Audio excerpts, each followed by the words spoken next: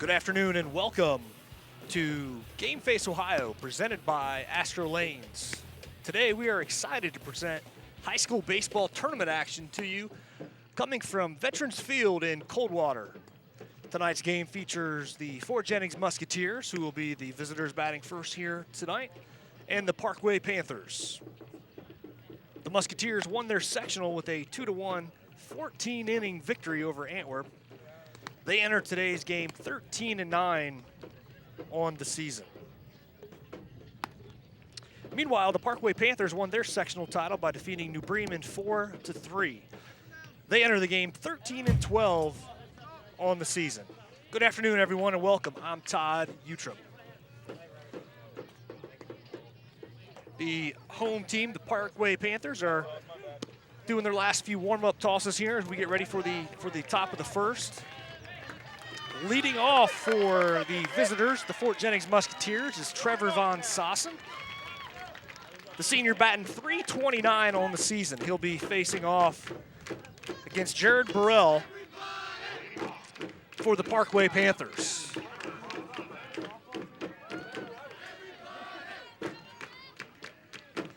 So here we are, ready to go. The umpire calls the play ball signal. Here's the first pitch from Burrell. It's going to be down, ball one.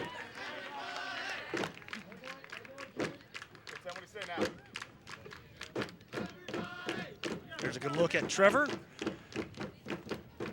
Here's a ball put in play up the middle for a leadoff single for Trevor Von Sossen. So the Musketeers jumping out quickly here with a leadoff single. And in my talks with both coaches prior to today's ball game, that was something they both had indicated was important. They both wanted to get off to a good start here in the first inning. So obviously not the start that Coach Mike Schoen was looking for his Panthers. So up now for the Musketeers is Drew Mesker, senior center fielder, number 6. He'll take the first pitch for a ball. So 1 ball, no strikes, the count on the batter.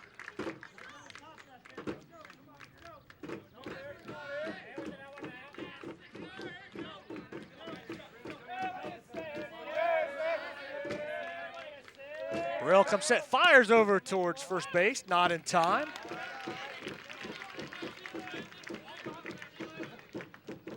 So Von Sossen back in safely. He calls time, gets up. So still 1 ball, no strikes to the batter.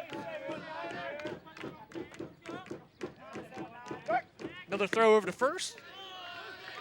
Not in time.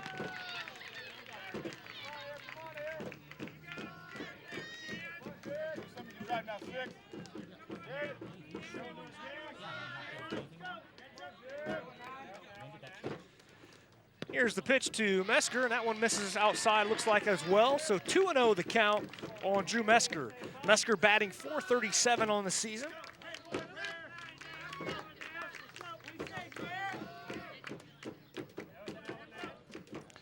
Here's another throw over to first.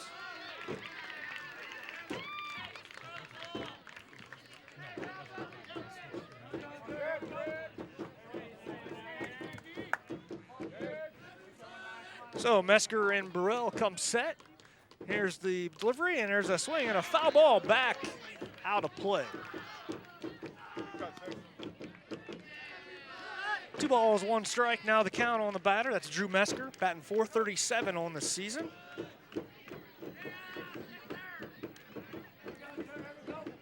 He does have 1 home run on the season, 16 RBIs.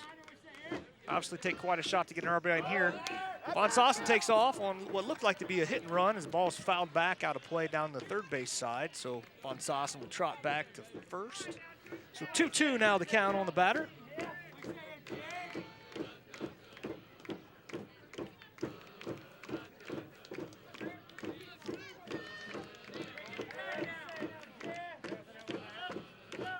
Burrell comes set and delivers. That's going to miss just outside, so the count will run full, 3-2.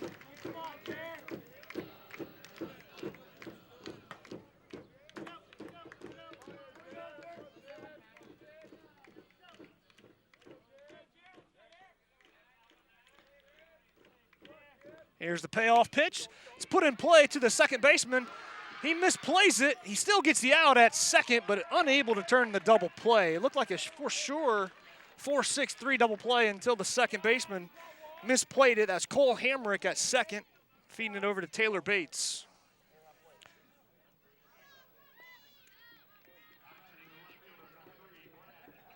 So one away here in the first inning. Drew Mesker reaching on the air by the second baseman.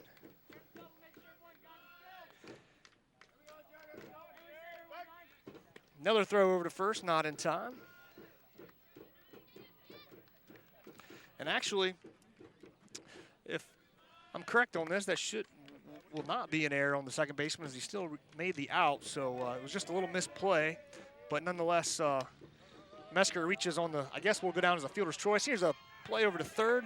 Making the play is Jake Jackson. That was Brad Trentman that he retired. Junior left fielder for the Musketeers. So that'll bring up the number 4 hitter for Fort Jennings. That's Jared Horseman, senior, batting .295 on the season. He is their big hitter with 23 RBI on the season, including 5 home runs. He's pitching today as well for the Musketeers. So now with a runner in scoring position and 2 outs, it'll be up to Jared Horseman.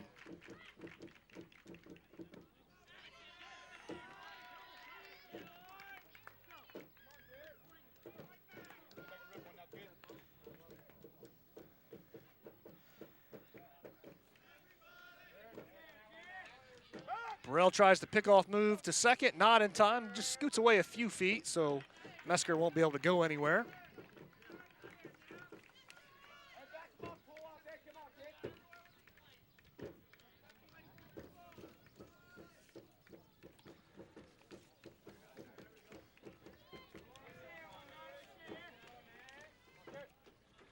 Burrell delivers it to the plate.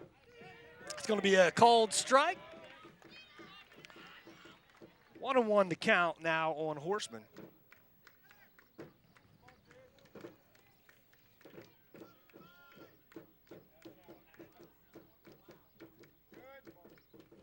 Here's the delivery. Horseman puts the bat on the ball, but it's going to be a lazy pop up to center. Making the catch is Grant Ripley. So that will retire the Musketeers here in the first. We will take a short break and be back with the bottom half of this first inning here in Coldwater. The Fort Jennings Telephone Company has provided quality telephone service to northwestern Ohio since 1908. We now offer many different services, including local and long-distance phone service, cable television, and high-speed internet. The Fort Jennings Telephone Company offers all of these services with the convenience of one monthly bill.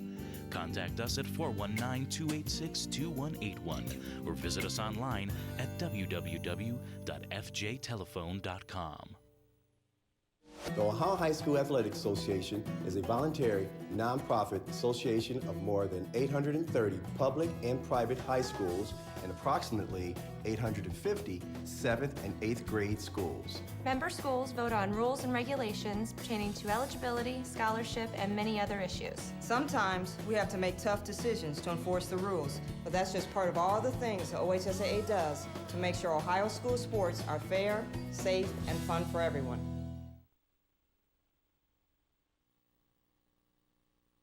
Veterans Field here in Coldwater for district tournament action between Fort Jennings and Parkway.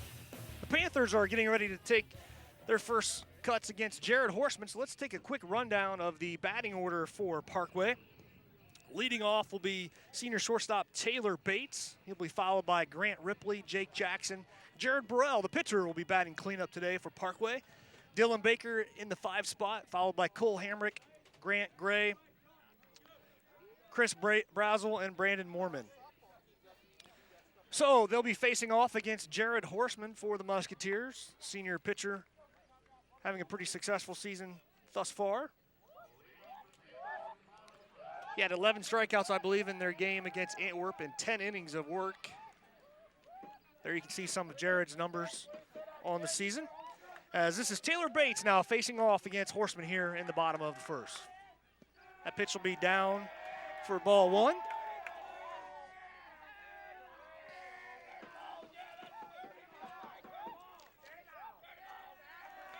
Here's the next delivery from Horseman. This ball is put in play up the middle.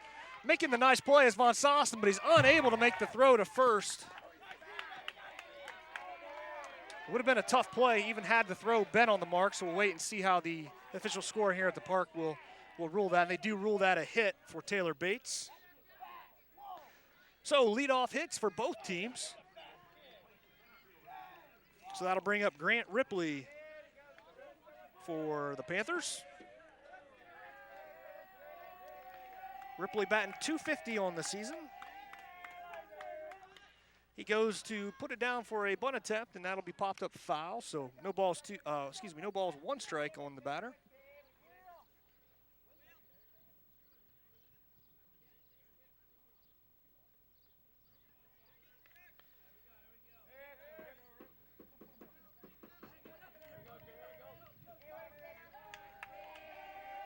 In case you're wondering, there goes Bates.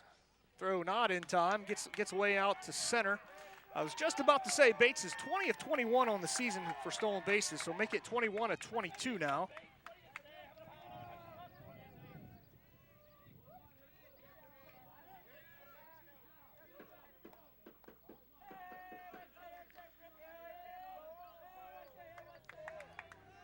So there's another square around by Ripley, but he pulls it back quickly. So 2 balls, 1 strike now the count on the batter.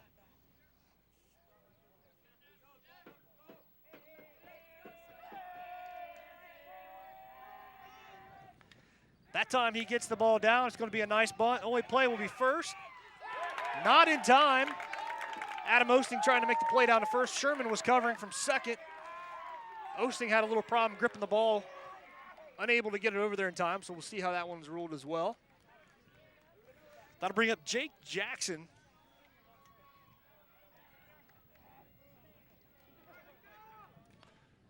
And they are going to rule that one an error on the first baseman.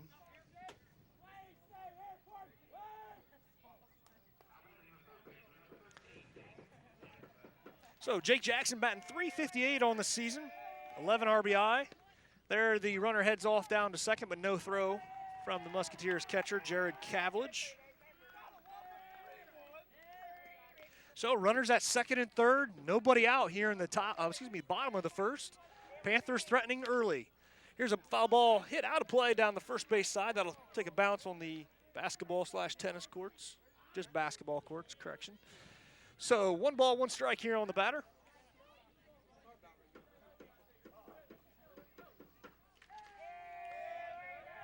Horseman now brings it. That one will be upstairs. So 2 balls, 1 strike on the batter. With runners on second and third, Horseman working from the windup now. Next delivery misses outside, so he'll run the count 3-1 now.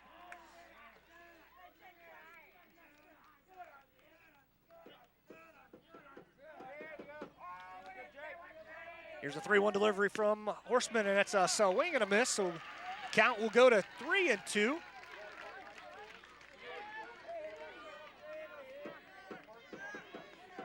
So here is the payoff pitch from Jared Horseman, and the ball is put in play to right field. This will be a tag situation.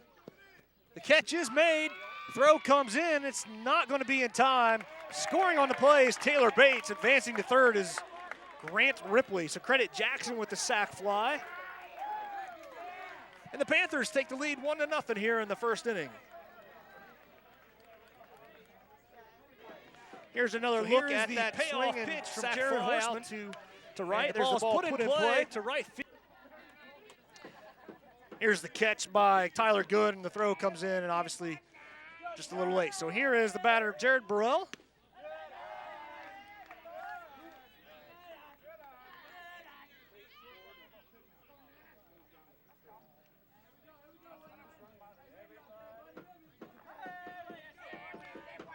One ball, no strike to Jared Burrell. So it's pitcher against pitcher right now. That ball fouled out of play down the left field line.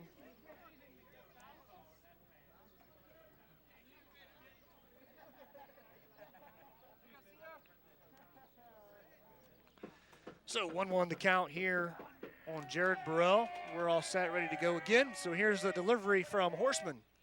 There's the swing and a miss. A breaking ball fooled him a little bit on that one. He's out in front of the pitch. So 1 ball, 2 strikes.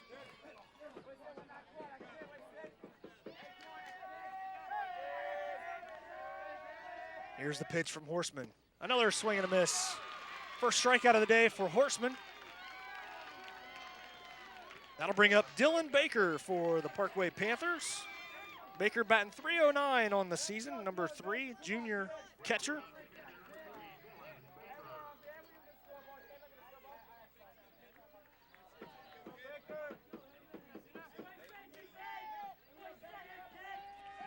Here's a delivery from Horseman. Foul ball just over the top of the Parkway dugout, out of play.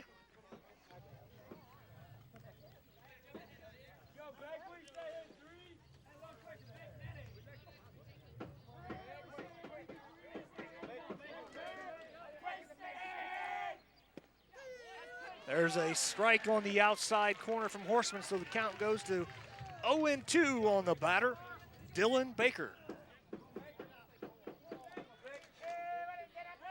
So we'll see if Horseman gives him anything to hit here with the 0-2 count. Here's the delivery. He does. He lets them put it in play, but it's foul. So the count will stay 0-2.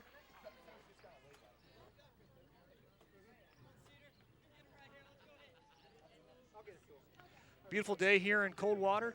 A little cloudy earlier today and starting to clear up. The clouds are starting to break up. Very light wind. Flag in center field is pretty much draping straight down, so just a very light breeze in the park. Here's the 0-2 delivery from Horseman. It's a swing and a miss, and that strikes out Baker and ends the threat here in the bottom of the first. So after 1 inning of play, the Parkway Panthers on top, 1-0. We'll be right back.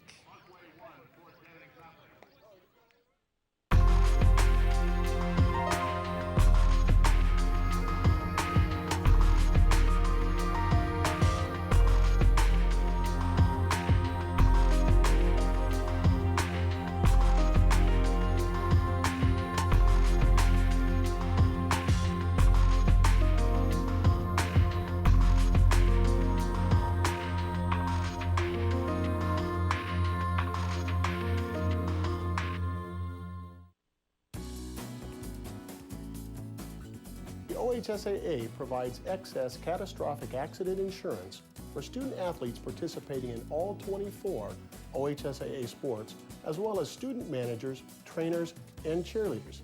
Unlike most other states, this coverage is provided at no cost to OHSAA member schools. And while we wish there was no need for such coverage, it provides peace of mind for students, school officials, and parents. We are on hand at Coldwater and Veterans Field today for District Tournament play in Division 4 between the Parkway Panthers and the Fort Jennings Musketeers. We will also be broadcasting the game following us, which will be between Minster and Crestview.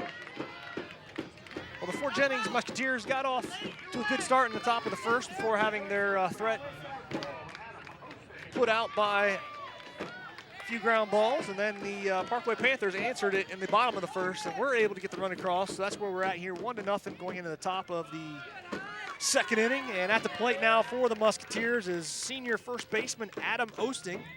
Adam batting .278 on the season, 11 RBI, 2 home runs on the season. Here's the delivery from Burrell. That one will miss, so the count will go 2-0.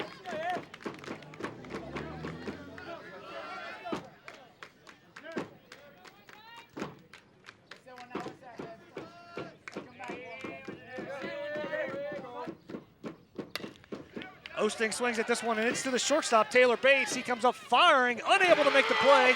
Osting will turn and make the run to second. He's going to be there standing up. We'll wait to see the play. Obviously, it'll be an error.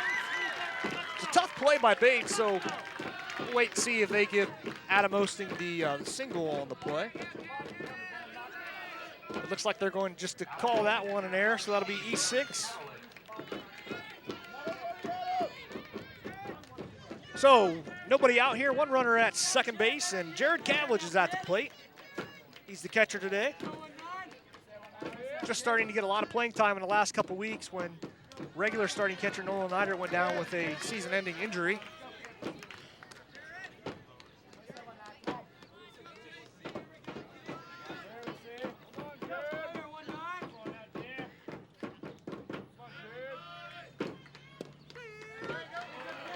Cavlich thought about taking a swing and held back, and it was a called strike on the outside corner, so 1 ball, 1 strike.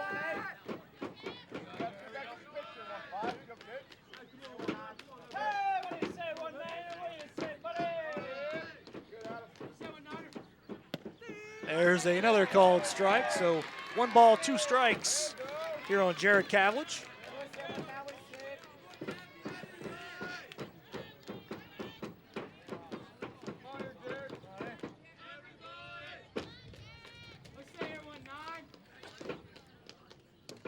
That one will miss down and away, so count even 2-2 on Cavlich.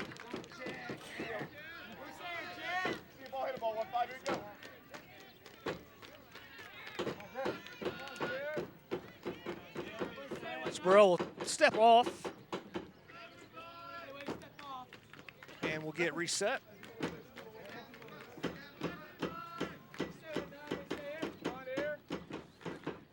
Here's the delivery from Burrell. That's going to be a breaking pitch. That's going to just miss. So count will go full here on Jared Cavlich.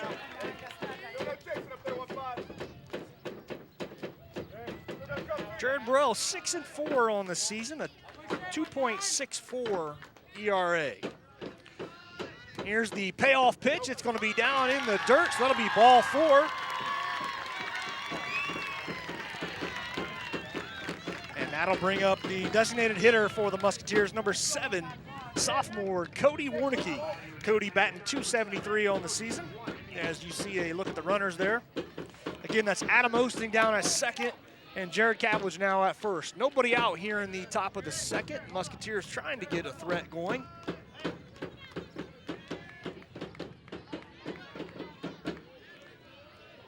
So we wait on Burrell to take his place on the rubber, and he looks around, thinks he has everything set, so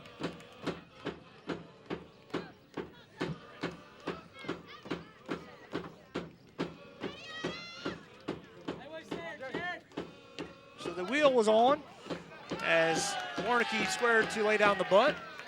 Third baseman was charging hard on the play. Jake Jackson, Taylor Bates was flying over to third base to cover that play.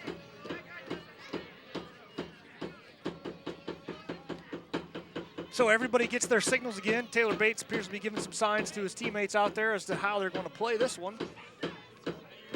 No balls, 1 strike here on the batter, Cody Warnicki.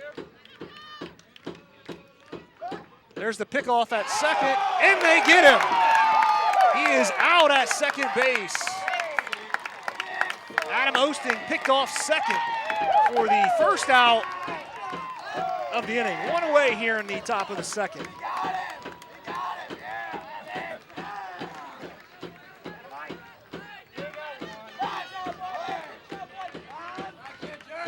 So Cavlich now at first as the lone runner. See what Cody Warnicki will do now. Nice play that time by the Parkway Panthers. That one misses outside, no bunt attempt either, so 1-1 to count on Cody Warnicki. The Panthers set up the play very well with the previous pitch when they showed the Musketeers what they were going to do. They were going to sprint in Jake Jackson. Taylor Bates would sprint to third, and they set that up again with the pickoff play. And when Bates took off for third, it looks like Osting was just, he got a little bit comfortable out there, and with the second baseman flying in to cover behind him, he got picked off. So good work by the Parkway Panthers. Nice play. Here's the 1-1 delivery from Burrell. That one's going to miss inside and get away from the catcher, Dylan Baker. So Cavlich will scoot on down to second base.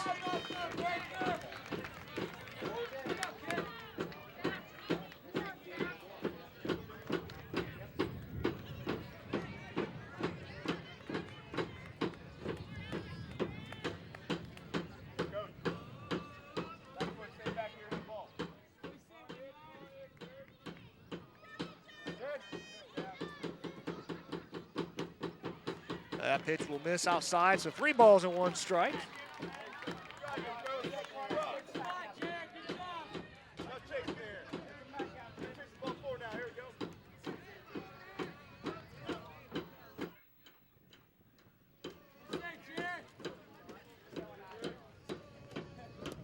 And that one misses as well, so taking the trot down to first base with the walk is Cody Warnicki.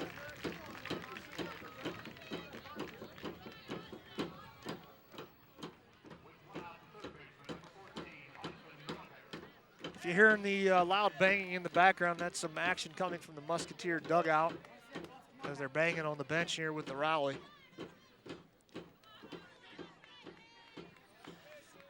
They are trailing by a run, so I guess that qualifies as a rally, but not a big rally here in just the second inning.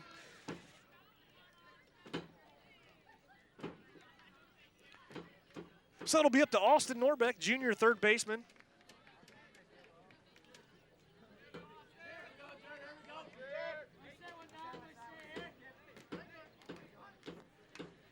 Everybody looks set now. Burrell working from the stretch. Here's his delivery to Norbeck. That pitch is down and in the dirt. 1 ball, no strikes. Norbeck gets some signs from Coach Jeff Swick down at third base.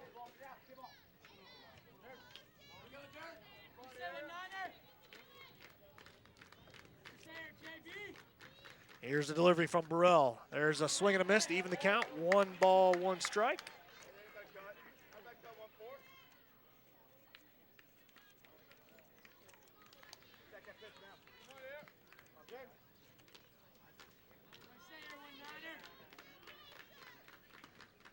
Here's the delivery. Failed bunt attempt, so 1 ball, 2 strikes now, the count on Austin Norbeck.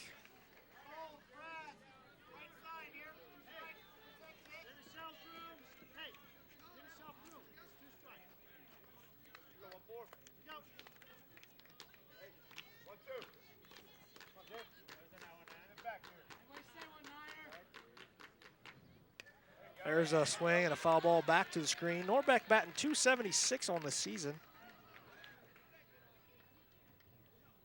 He does have 12 RBI. In case you're wondering if he does reach, that'll bring up Tyler Good.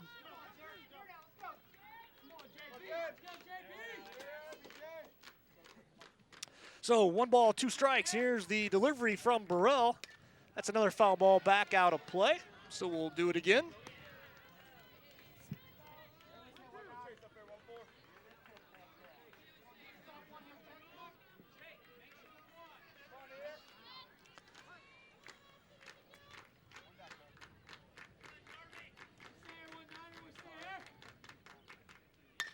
There's a shot back up the middle. That is going to drop. It's picked up quickly by the center fielder. Cavillage is held at third on the play, so that'll make the bases full for Tyler Good.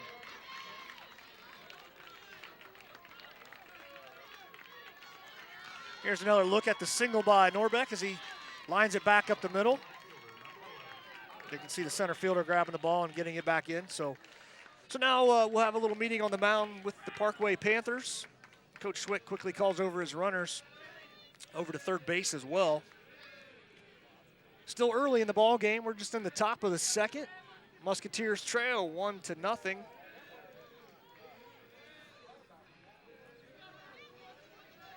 Tyler Good at the plate, batting .197 on the season coming into today's game. Junior's playing right field today for the Musketeers.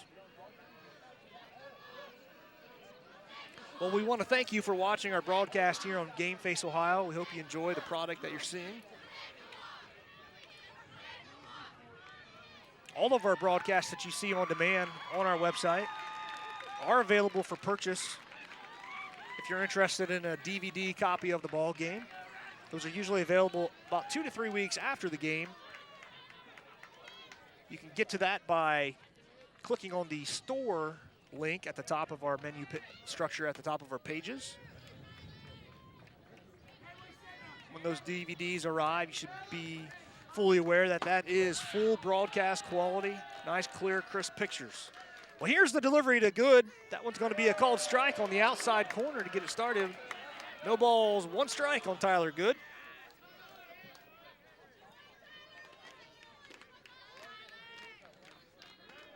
One out here in the top of the second. Musketeers trail by 1. Time is called.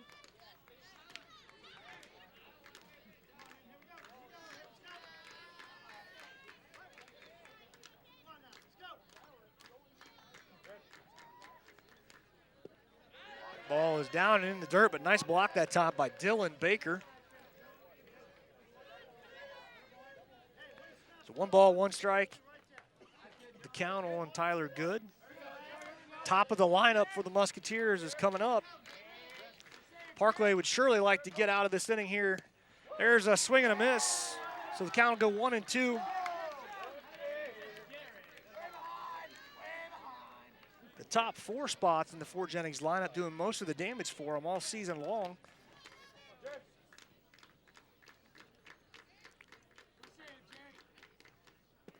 That ball will miss down and away, so 2 balls, 2 strikes.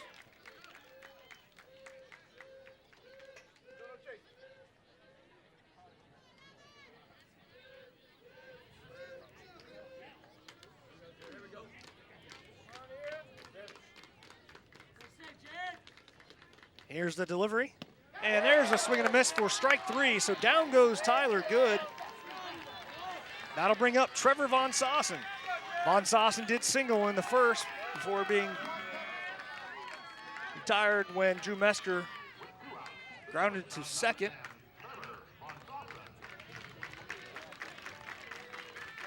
So we are in the second inning, 2 away. Bases are full for the Musketeers. Jared Cavage at third, Cody Warnicki at second, and Austin Norbeck over at first base. Burrell now is working from the windup against Von Sossen. There's first pitch swinging. It's going to go off his glove, and reaching safely will be Von Sossen. Score 1 run for the Musketeers on the play. 1-1. We are all tied up here in the top of the second inning. It's a tough one for Burrell as he nearly stabbed at it, but that'll be an infield single nonetheless for Trevor Von Sossen and an RBI.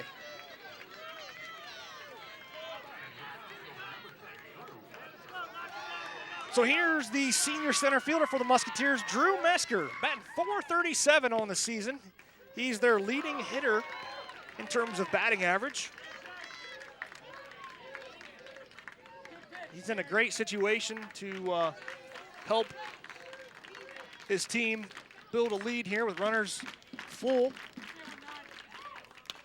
He swings and fouls that one back out of play over the third base dugout, the Musketeers dugout, so the count will go 1-1.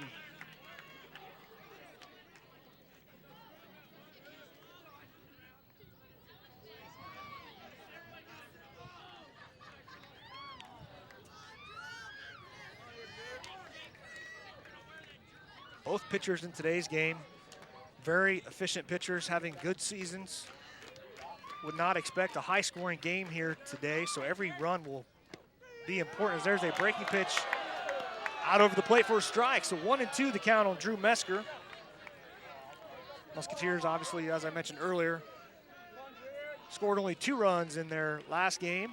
Panthers were able to get 4 across, so not a run scored in recent tournament action. There's a shot by Mesker. That's going to get by the second baseman, Hamrick. Around comes Warnicki and Norbeck. 2 runs come in. Here's another one, that ball that gets away, but it's gathered in by the third baseman, Jake Jackson. So Drew Mesker with the single, advancing on the throw.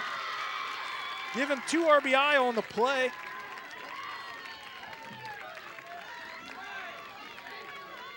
Here's another look at the play, gets up the middle.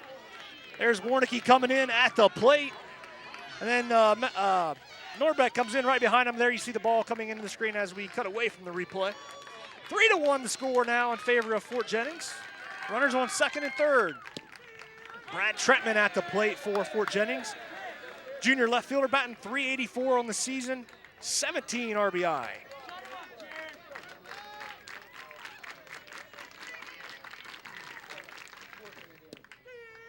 There's another strike. 0-2 the count quickly on Brad Trentman.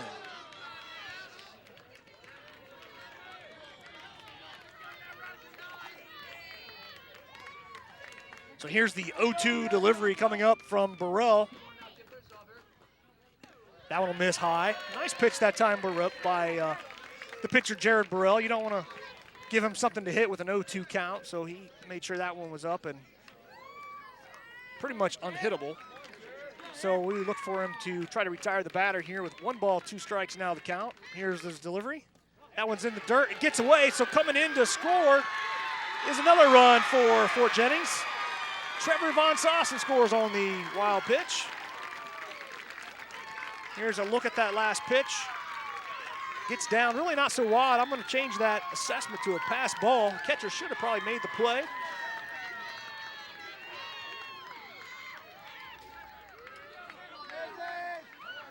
So a runner at third base now. The score 4-1 in favor of Fort Jennings.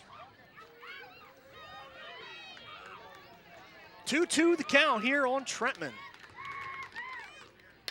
He puts it in play. It's over to Taylor Bates. He fires over to first. Trentman stumbled on his way down to first, so looks like he gets up okay. Well, after the top of the second, the Fort Jennings Musketeers take the 4-1 lead. They get 4 runs here in the second off of 4 hits. They were assisted by 2 walks by Burrell. We'll be right back with more action here in Coldwater after the break.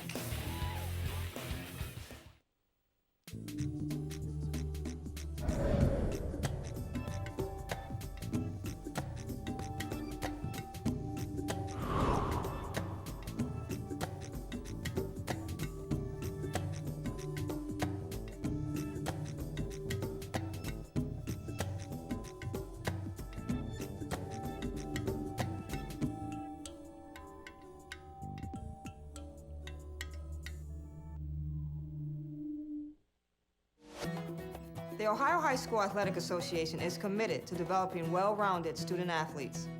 To support our continued education, the OHSAA and its foundation award more than 50 scholarships annually, totaling over $50,000 to graduating student athletes. In addition, the OHSAA Foundation hosts leadership conferences around the state, where student athletes participate in sessions on group dynamics, role modeling, positive sporting conduct, and much more. So don't sit on the sideline. Get involved. And welcome back to Veterans Field in Coldwater. We are entering the bottom half of the second inning. Musketeers jump ahead 4-1. At the plate right now for Parkway is number 18, Cole Hamrick. Hamrick, senior second baseman, batting .327 on the season. Jared Horseman on the mound still for Fort Jennings. There's a swing and a miss, so 0-2 the count quickly on Hamrick. We are seeing some action down the first base foul line in the bullpen area. There's a swing and a miss, so Horseman strikes out Hamrick on 3 pitches. There's a swing and a miss on the replay.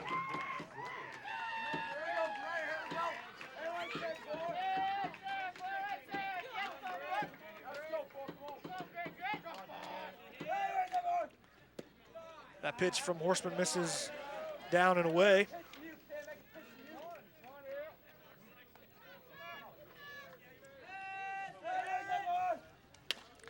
Here's a ground ball hit down to Austin Norbeck. He fires over to first, over the head of Adam Osting.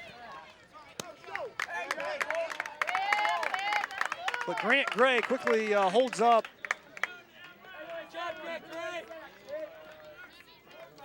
Grant Gray is the designated hitter tonight for Parkway. So 1 out here in the bottom of the second.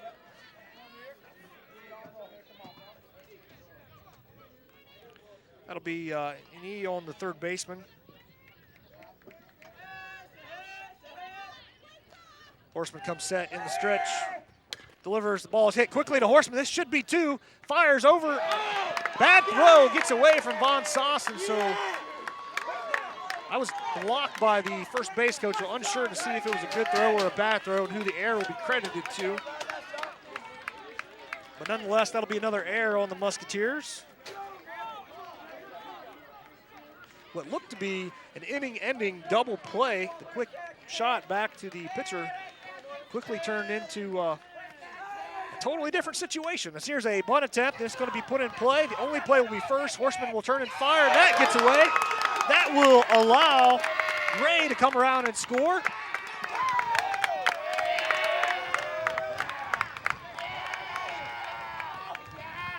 So back-to-back-to-back errors by the Musketeers quickly leads to a run for Parkway.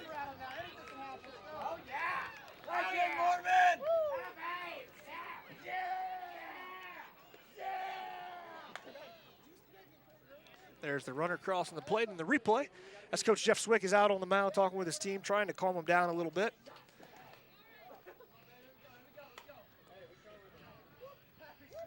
So setting it back up for you. Brandon Mormon, who just reached on the air by the pitcher, is at second base. Over at third base is Chris Brazel.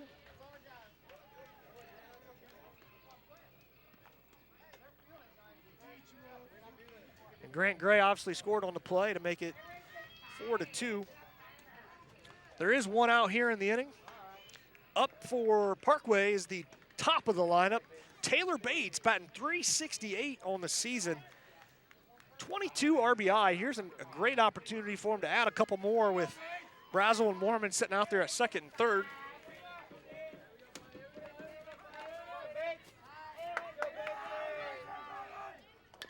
There's a swing and another weak grounder.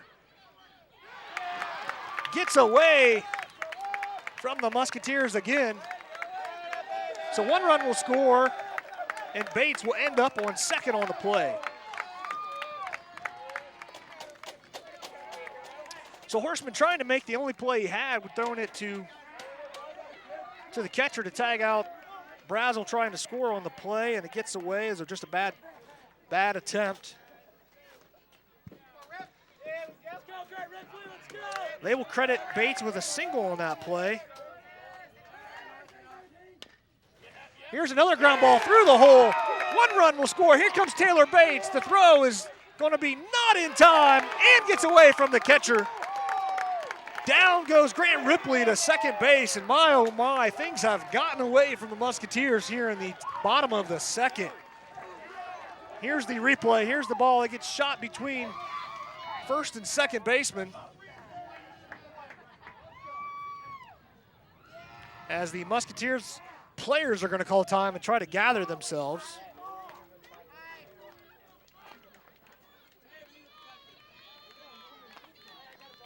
Credit Ripley with the second single of the inning.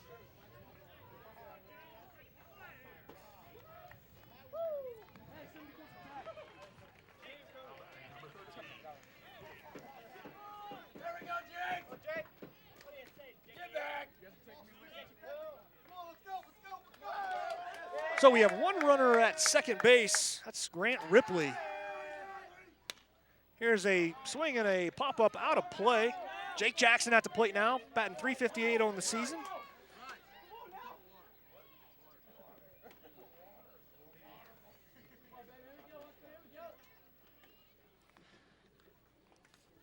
Some more quick discussion between battery mates, Horseman and Cavillage.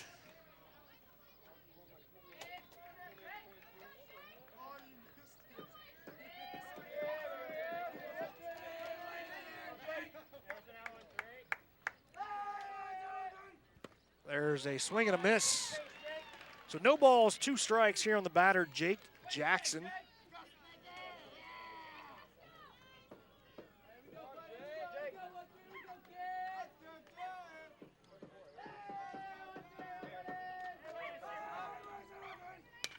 There's a pop-up. That's going to be deep to right. Good going back on the play. Makes the dive and unable to make the play, and it's a foul ball, a fair ball. So going all the way over to third on the play is Jackson. Here's the throw, not in time. Jake Jackson with the triple, RBI triple to put the Panthers ahead 6-4 here in the bottom of the second. Nice effort that time by Tyler Good. Here's the replay of it. Tries to battle the sun a little bit, makes the dive at the end, but not enough.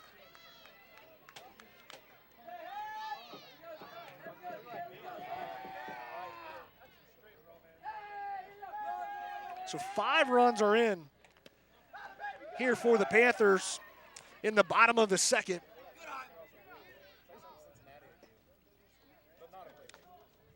Jared Burrell at the plate. Now with the runner at third base. Jake Jackson down there at third. Here's the 1-0 delivery from Horseman. That's going to be down in the dirt. 2-0. Now the count on Burrell.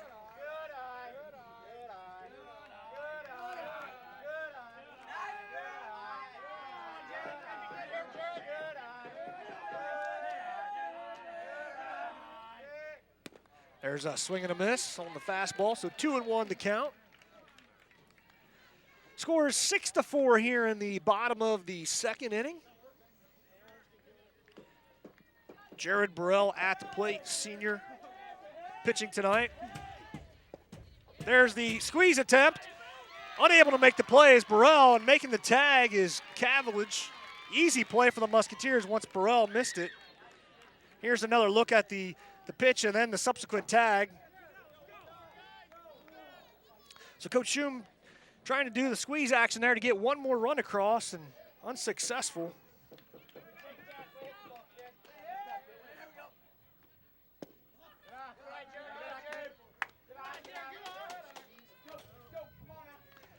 So 2 outs here in the bottom of the second now. Parkway on top 6-4.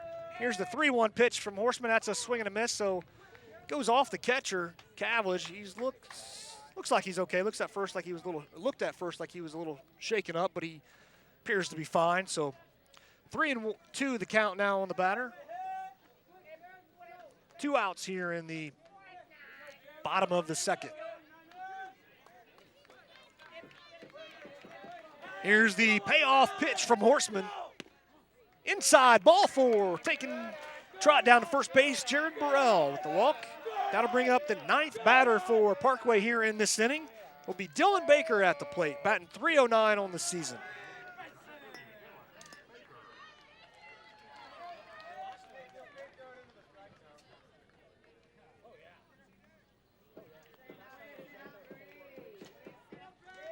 So Baker, the 9th Panther to come to the plate today. He takes the ball on the first pitch, so 1 ball, no strikes to him.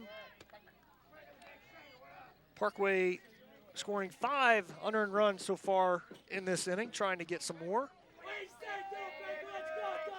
Here's the delivery from Horseman. That one will be popped up. Horseman will make the call, and he makes the play. So that'll retire the Panthers, but not before they get 5 runs here in the bottom of the second off of 3 hits and 5 errors by the Musketeers. We will be right back with the top of the third from Coldwater. At the Fort Jennings State Bank, we strive for excellence in serving our communities. With 24/7 ATM service, online banking, and 5 convenient locations, the Fort Jennings State Bank works hard to be your bank of choice. As an independent community bank, we have served our Putnam County community since 1918. With a full line of loan options, the Fort Jennings State Bank truly is the bank of choice.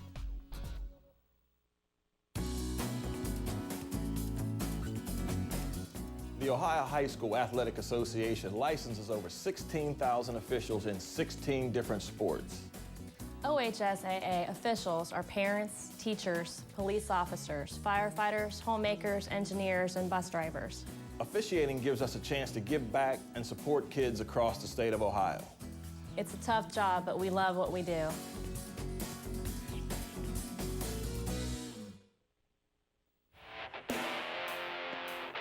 And welcome back here to Veterans Field in Coldwater. You're watching Game Face Ohio. I'm Todd Utrip, calling the action here today between the Musketeers and the Panthers.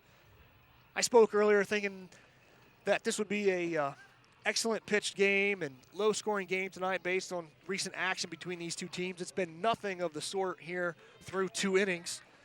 Parkway jumped out 1-0 after 1, but in the second, the Musketeers jumped out for 4. But Parkway just answered with 5 of their own off of 5 Musketeer errors. So not very well played by Fort Jennings in the second inning, but they get to basically get another crack at it here with the top of the third. Leading off will be Jared Horseman. We'll see if he can help his calls. There's a swing and a miss. Jared Burrell still on the mound for Parkway. I talked at the beginning of the bottom of the second that there was some action down in their bullpen. And if I'm not mistaken, I believe that was just Burrell himself stretching out a little bit more and making a few more tosses to get himself in a groove or in a rhythm. As that one's fouled away to make it 0-2 here quickly on Horseman.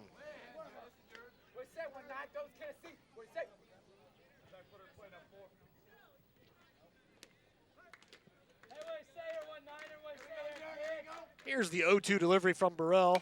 That's hit hard into left center. That's going to drop.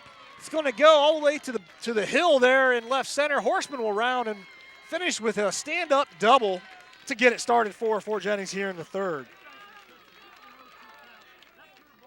Horseman, one of the bigger hitters for the Musketeers, drove that one into the left center gap between Norman and Ripley. That's hit.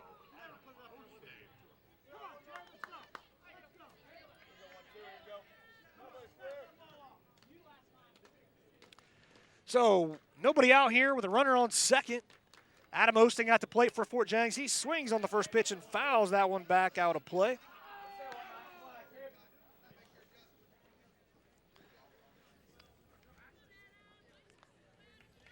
And part of what we're seeing today with all the runs back and forth between these two teams, it really is kind of a reflection of both these teams being pretty loose in how their style of play has been going as of late. I spoke with both coaches beforehand, and they both talked about, as there's a called strike to Osting, 0-2 now, the count on him.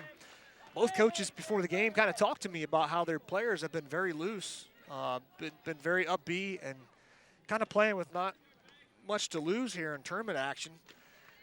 Coach Swick even was telling me about how in the 13th or 14th inning, the Musketeers were singing in the dugout and happy as could be in a long extra inning affair and just kind of rolling with the punches. And that was kind of evident there in the top of the second when they battled back for 4.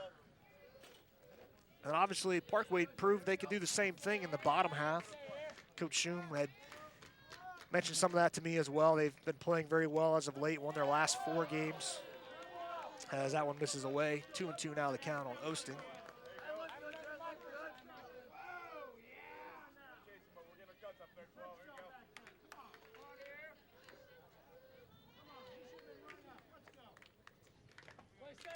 So 2-2 the count here on Osting. Burrell comes set from the stretch. Here's the delivery.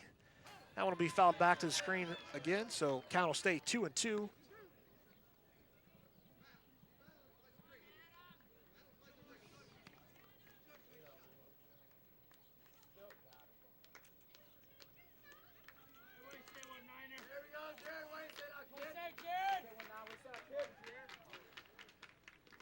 Here's the 2-2 delivery from Burrell. There's a breaking ball and a swing and a miss, so down goes Osting. So Jared Cavage will now be at the plate as we take another look at that third strike.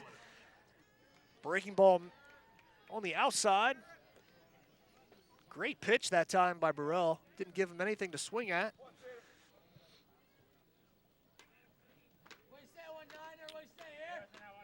So it's up to Jared Cavage now. First pitch strike at the knees, so 0-1 to count on Jared Cavage. Cody Warnicke's on deck for the Musketeers.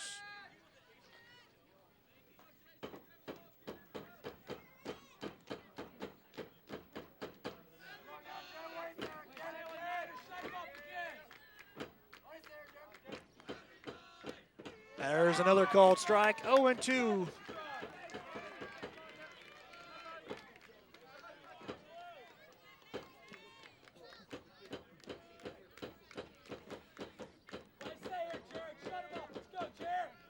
Here's the 0-2 pitch from Jared Burrell. There's a swing and a miss, so down goes Cavage. 2 strikeouts in the inning for Burrell. It'll be Cody Warnicke at the plate now for the Musketeers.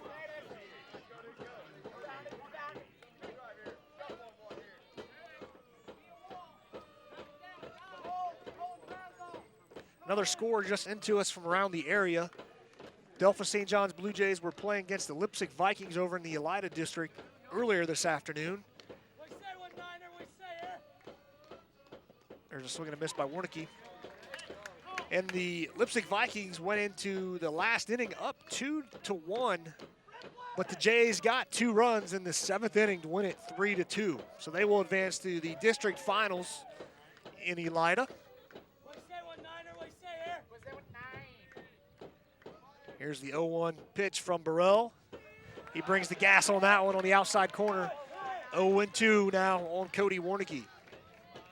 Well, a little bit of that bullpen work for Burrell seemed to have worked well for him as he's hitting his spots pretty well now.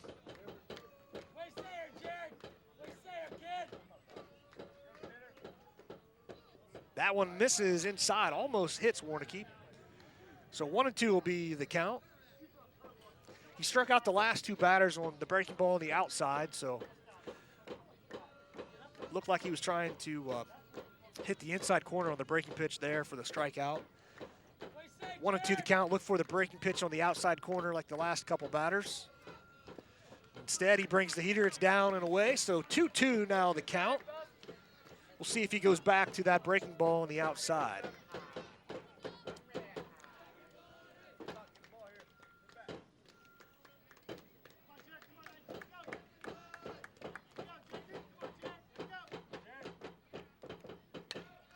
There's the pitch. It's hit to the third baseman. Here is the play over to first. Nice play that time by Jake Jackson and Chris Brazel over at first. So that'll retire the Musketeers here in the top of the third. Parkway on top, 6-4.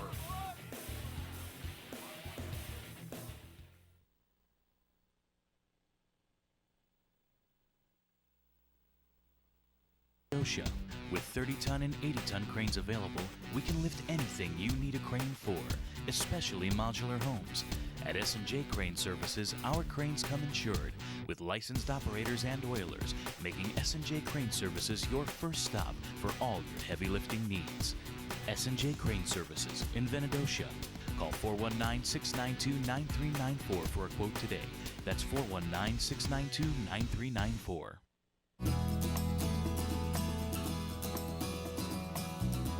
Ohio students help create the association's program on sporting behavior. Through the Respect the Game campaign, we are encouraging student athletes, parents, fans, coaches, and officials to do 3 important things. Speak with courtesy, act with dignity, and play or observe with pride.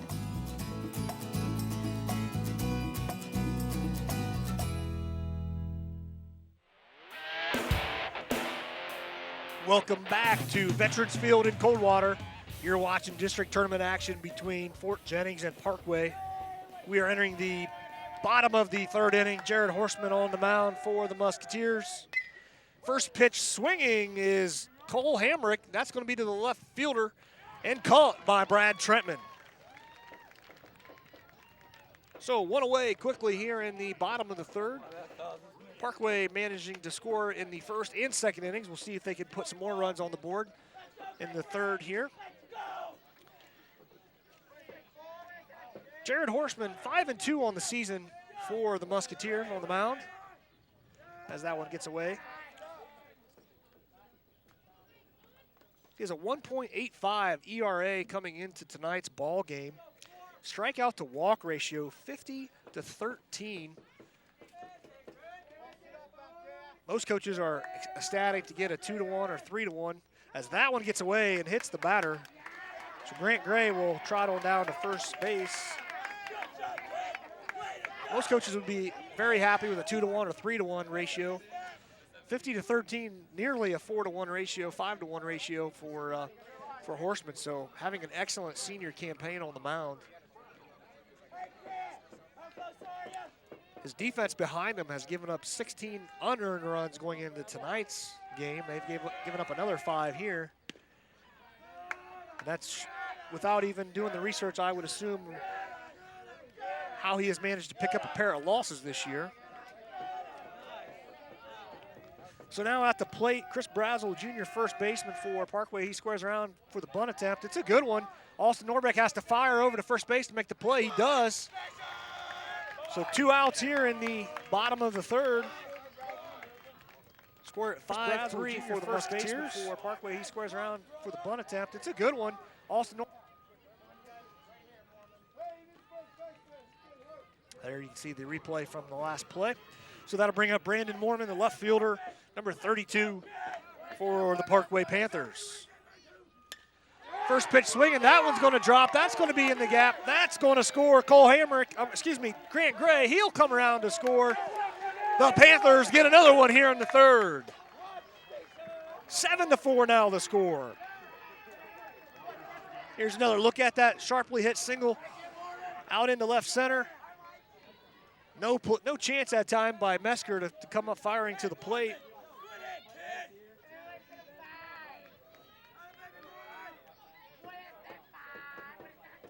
So the Panthers getting it done up and down the lineup. The number 9 hitter contributing with the RBI with 2 outs there. It's Taylor Bates now at the plate. He's 2 for 2 tonight, both singles.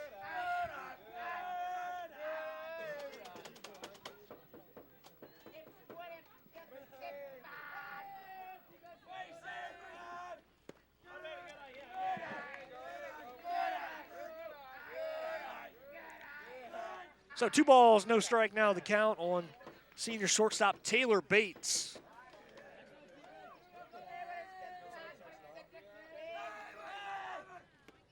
That one misses inside, 3-0.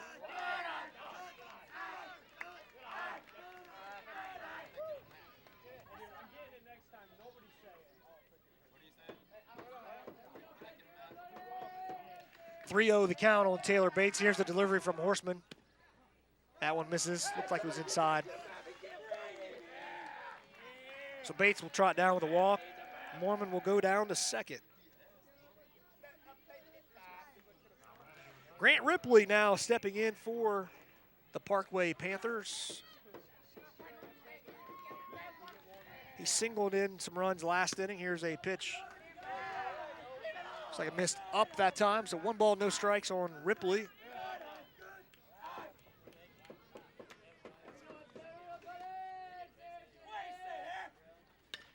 This ball is hit down to third base past the diving Norbeck, but it's foul, so count goes to 1-1 on the batter, Grant Ripley.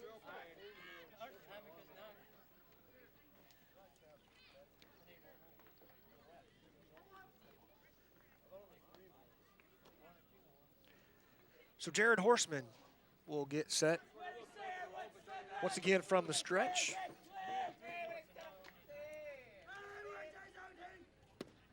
That one will miss. 2-1 now the count on the batter. 7-4 is your score here in Coldwater in favor of Parkway.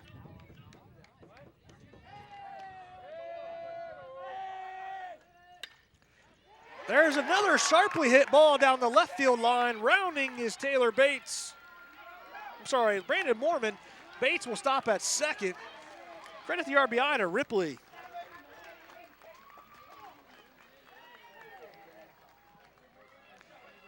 Managed to get that one just past the diving Norbeck, as now we'll have time called as Coach Swick will come out to the mound to talk to his pitcher.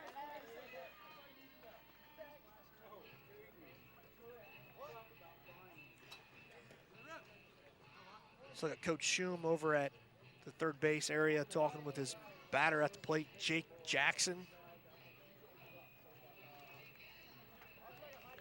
Runners at first and second with 2 outs here in the bottom of the third. 8-4 your score here in favor of Parkway. The Panthers putting the ball in play, and it's finding holes here tonight in Coldwater.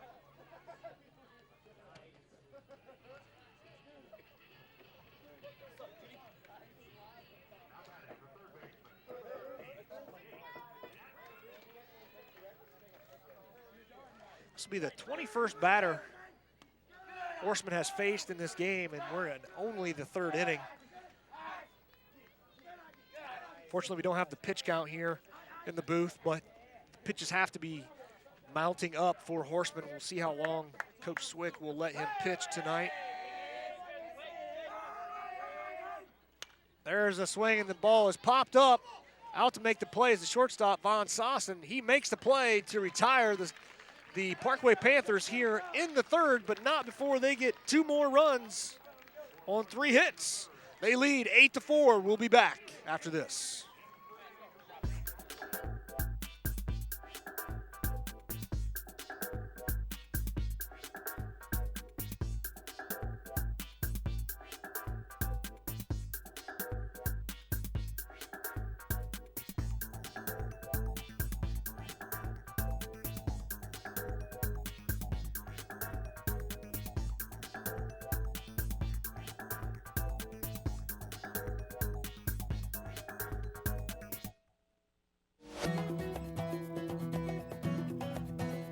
The Ohio High School Athletic Association recently celebrated its centennial. For more than 100 years, they have administered school sports as an important part of educational programs in Ohio. They believe in Ohio student athletes and the importance of the promotion of academics, good citizenship, and lifelong values. Visit ohsaa.org for more information and join us in supporting school sports in Ohio. And welcome back to Coldwater. Parkway on top after 3 innings, 8-4. Correct myself as I went to the break. Read that wrong there. After the bottom of the third, the Parkway Panthers scored 2 runs in the bottom of the third on 3 hits. So 8-4 is our score after 3 innings complete. Due up for the Fort Jennings Musketeers here in the top of the 4th, 8-9-1. That's Norbeck, Good, and Trevor Von Sossen back at the top. Burrell on the mound still for the Parkway Panthers. That one misses outside on Norbeck.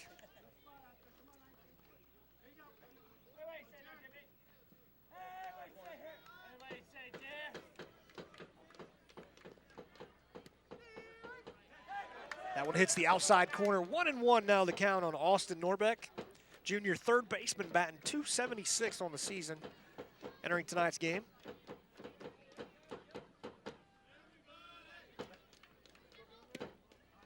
Burrell brings the gas again. Misses a little bit outside, so 2-1 the count.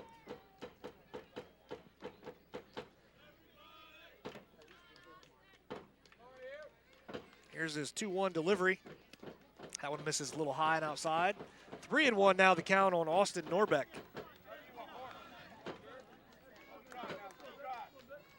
Musketeers would surely love to get a couple of the guys at the bottom of the lineup on for their top.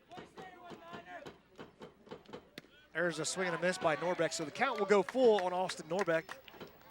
Again, Trevor Von Soss and Mesker, Trentman, and Horseman doing a lot of damage this year for the Musketeers. They're going to need to get some runners on in front of them tonight if they're going to be able to get back in this game.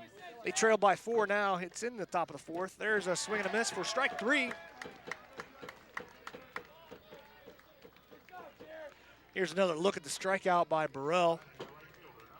Again, he hits the outside part of the plate. We're just off the plate where the batter can't get to it.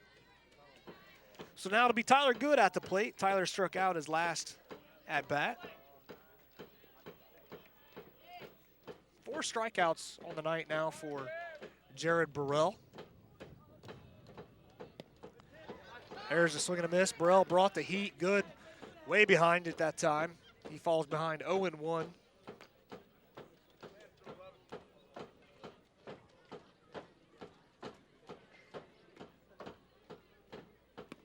That one looked like a breaking pitch, a missed high, got away from him right from the beginning, so the count is even now, 1-1.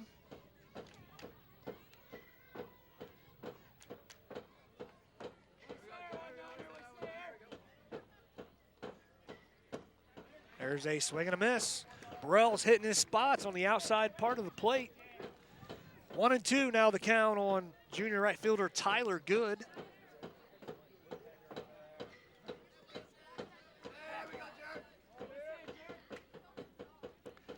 Burrell misses on that one. 2-2 now the count.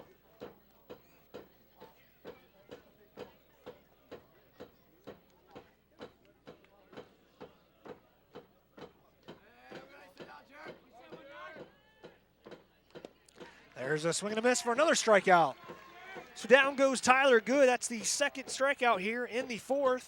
That'll bring up shortstop Trevor Von Sossen. Trevor's 2 for 2 tonight with 2 singles.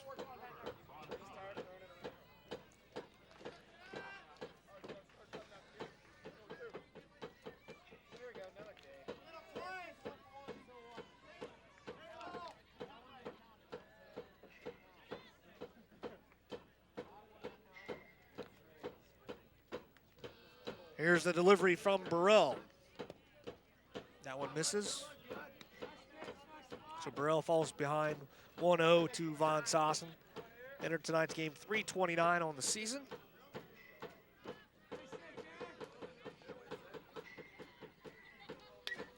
Von Sossen puts a little flare into that one. That's going to drop over the shortstop's head for a single. So he's 3 for 3 for the night. And that'll bring up Drew Mesker. Mesker, of course, had the 2 RBI single back in the second inning to put the Musketeers on top for a moment.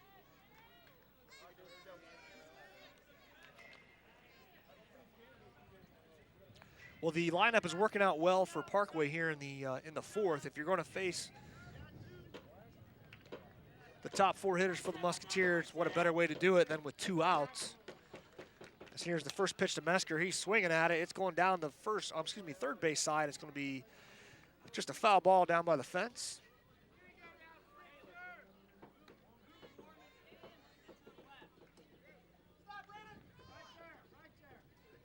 No balls, 1 strike to count on Drew Mesker. Trevor Von Sossen is over at first base.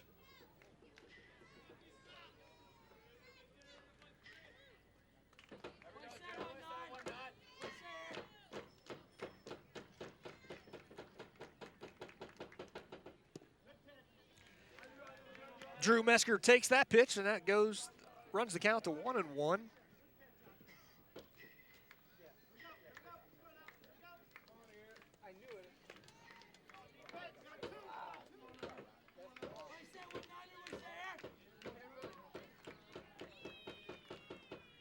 That one gets away from the catcher, so down to second will go Von Sossen.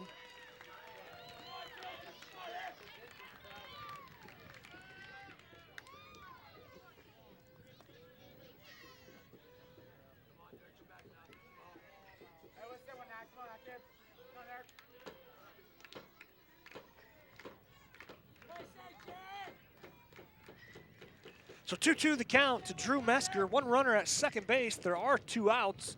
Here's the pitch, and it's down. So 3-1 now the count.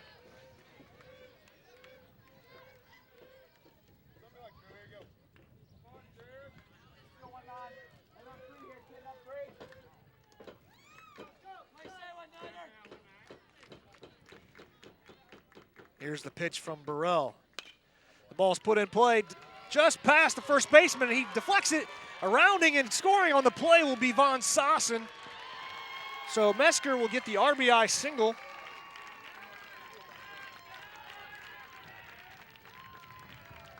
And Von Sossen scoring on the play for Fort Jennings.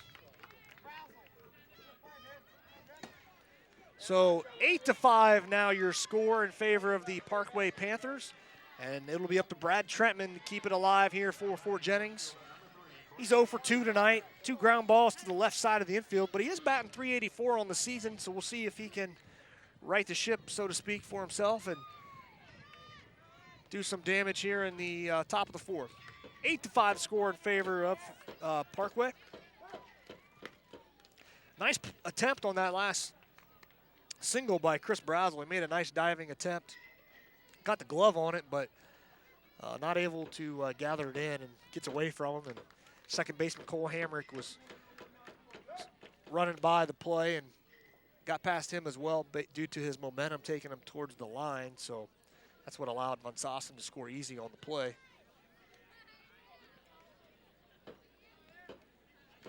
So Brad Trentman at the plate for Fort Jennings. Jared Burrell on the mound.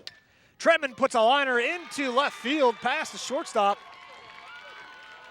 So trying to advance to third on the play is Mesker, and he does. He dives in underneath the throw. The left fielder bobbled it just a little bit. That was Brandon Mormon out in left field. And when he did so, Mesker saw the opportunity. He took the extra base. See if we can get a look at it here on the replay. As here comes Mesker now on the replay, diving in head first beneath the tag. You can see clearly there on the replay he beat the throw. So runners at the corners for Fort Jennings.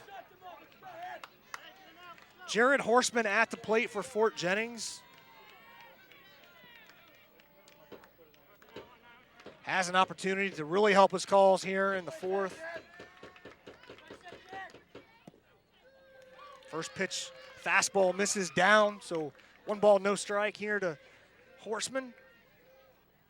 Again, Jared Horseman batting .295 on the season. He put a nice drive into his last at-bat for a stand-up double.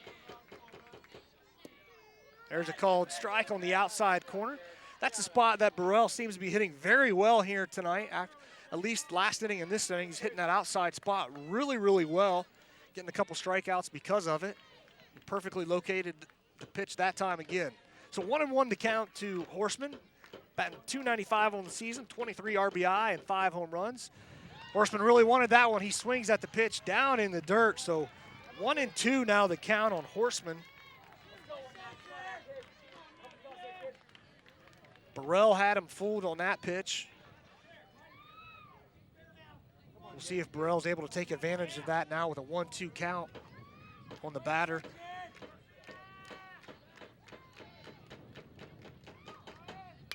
Horseman gets the bat on the ball, but it's gathered up by Hamrick. He fires over to first base, and that'll retire the Musketeers here in the fourth, but not before they get 1 run on 3 hits. So after 3.5, it's Parkway 8, Fort Jennings 5.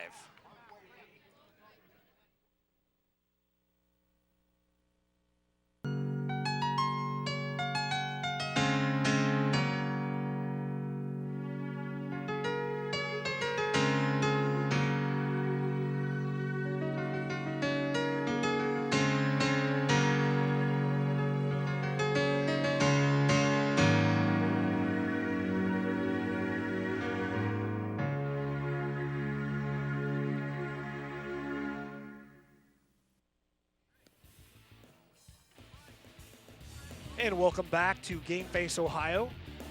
If you haven't been on our site much, checking out some things, you should be aware you can follow us with the social media outlets that are out there, the popular ones, Facebook and Twitter. You can follow us on Twitter and become a fan on our fan page of Facebook where you can get all the latest information from our website. The website, GameFaceOhio.com, if you haven't checked it out much, has all kinds of content for you to review, scores, schedules, standings. There's a look at part of the page there at the bottom of your screen now. Scores, schedule, standings, feature stories, press clips, all kinds of good stuff there for you to check out. So we invite you to take a look around our website, GameFaceOhio.com.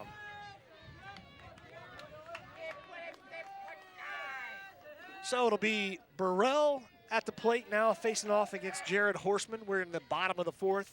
Parkway on top, 8-5. Dylan Baker due up next, followed by Cole Hamrick. Another one down in the dirt from Horseman, so 2-0 the count quickly on Jared Burrell. Burrell 0 for 1 tonight. Struck out his first at bat and then walked in the second. He puts a drive into this one, back to left field, going back on the play, off the fence is the play. Burrell around and head to second, standing up. What a drive that time by Jared Burrell. Horseman lucky that time that one stayed in the park. It looked like it was going to be heading out of here, but it hits off the, he puts a drive into this one back up to the left field fence. Trentman able to gather it in quickly and get it back in to keep the damage minimized to a double. So a leadoff double that time by Burrell.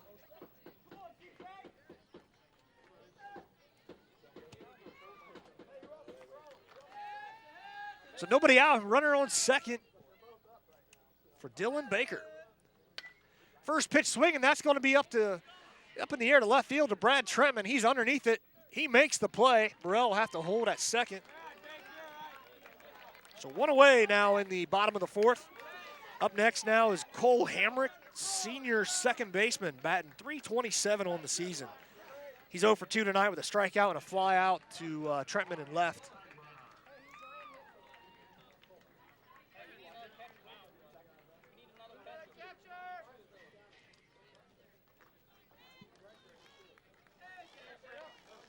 So we have a pinch hitter here instead of Hamrick. It's going to be number 7, Ryan Steinbrunner, senior first baseman, outfielder, occasional pitcher. batting .357 on the year.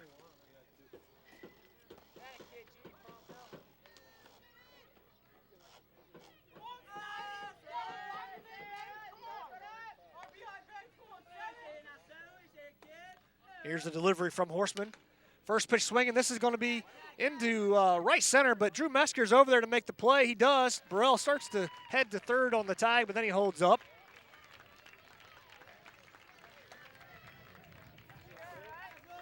So 2 away here in the bottom of the fourth. Up is the designated hitter, Grant Gray, for the Panthers. Gray is 0 for 1 tonight. He reached on an error in the second that was hit by the pitch in his last at-bat, last inning.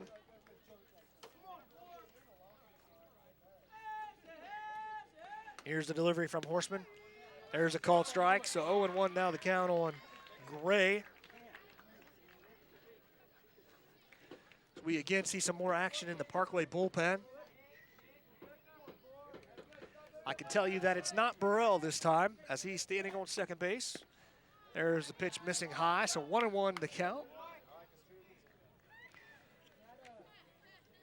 Warming up is Dylan Baker. And he has started tonight's game as the catcher. He's got all his gear off and warming up, so I would assume he's coming in now. There's a swing and a miss by Grant Gray. So it looks like the night is over for Jared Burrell on the mound. Parkway still with a threat here in the bottom of the fourth. One runner at second, that's Burrell. Now time is called. Horseman will step off. As now the warm-up toss gets by. Time is called as the warm-up pitch from Baker gets by his bullpen catcher and goes all the way past home plate into the backstop. So the on-deck batter, Chris Brazel, gathers that up, and we'll get reset here. 8-5 the score. We are in the bottom of the fourth. Parkway batting with 2 outs. They are on top, 8-5. Here's the pitch from Horseman. And misses down, so the count will go even 2-2.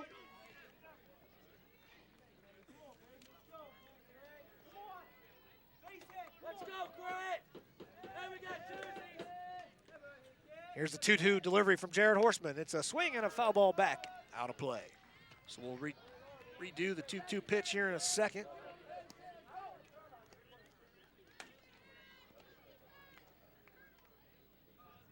Two balls, 2 strikes, 2 outs. We're in the bottom of the fourth. A runner on second base. There's a check swing by the batter, and that's fouled back out of play. So we'll do it again. Well, the weatherman forecasted that it was going to clear up late afternoon, early evening. It's been doing that here during the course of this ball game. A few less clouds than when we started. That pitch misses high. So the count goes full on the batter, Grant Gray.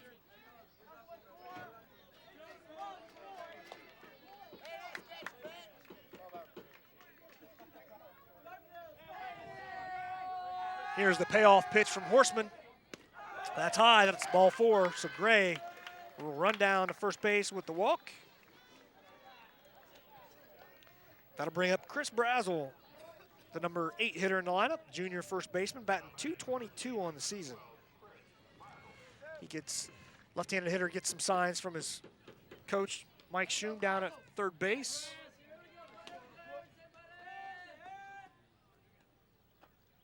First pitch swinging, it's into right field. Tyler Goods going back on the play. He's camped, he makes the play. That's the 3rd out of the inning. So the Parkway Panthers do not score here in the 4th inning. That's the first time tonight they didn't get any runs across in their half of the inning. They're still on top though, 8-5 after 4.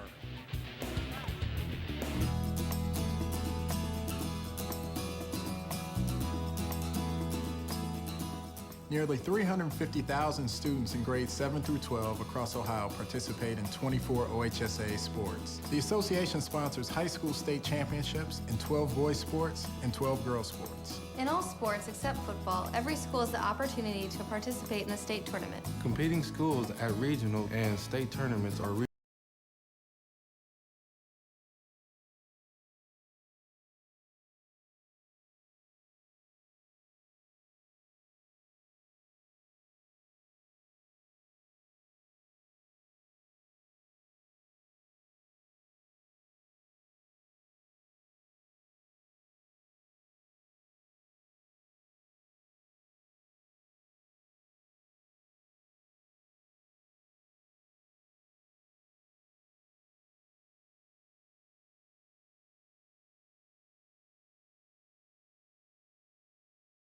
cold water.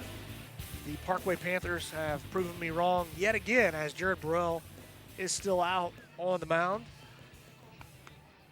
for the Parkway Panthers. He has pitched the first 4 innings tonight. When I saw Dylan Baker warming up without his catcher's gear on, I assumed he would be coming in. He's not. He's staying behind the plate. Assuming they just wanted to get him stretched out and get him loose to come in should Burrell get in trouble from this point on the rest of the ball game. So we are entering the top of the 5th. The Parkway Panthers on top 8-5. Due up for Fort Jennings here are the 5, 6, 7 hitters. That's Adam Osting, Jared Cavledge, and Cody Warnicki.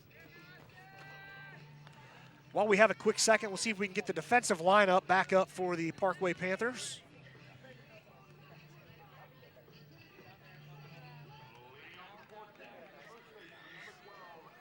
Here's a look at the lineup tonight in the field for Parkway.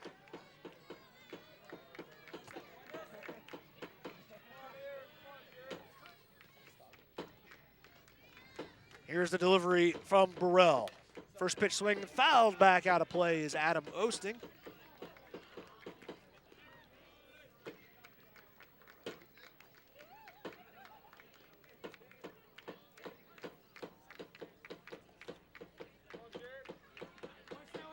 Here's the 0-1 delivery.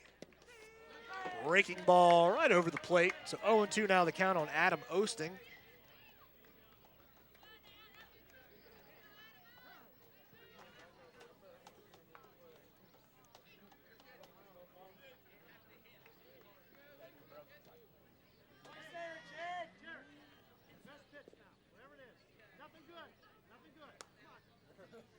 Burrell gets some instruction from Coach Schum.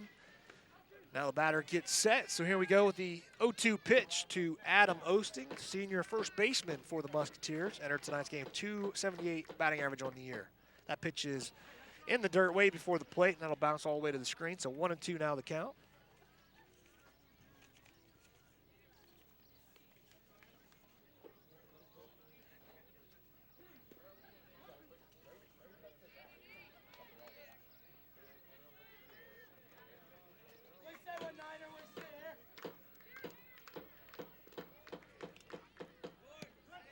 That one just missing on the outside, apparently.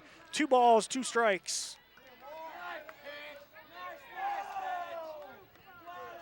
Burrell 6-4 on the season on the mound for Parkway.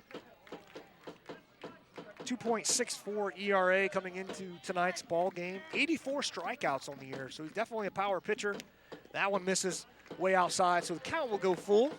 He surrendered only 19 walks, so again, over better than a 4-to-1 ratio for Burrell. Another outstanding pitcher. Here is the payoff pitch from Burrell. Osting puts it in play. It's hit to Bates. He fields it cleanly, fires over to first base for the out.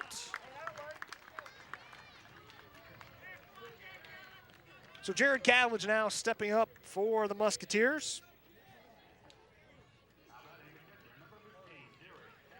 Again, as I was mentioning earlier, I believe in the second inning, Jared Cavledge seeing limited time early in the year, but now playing a major role for the Musketeers as their starting catcher here for the rest of the way. That first pitch gets away from Dylan Baker behind the plate, so 1 ball, no strikes here on Jared Cavledge. We are in the top of the 5th. Parkway on top, 8-5.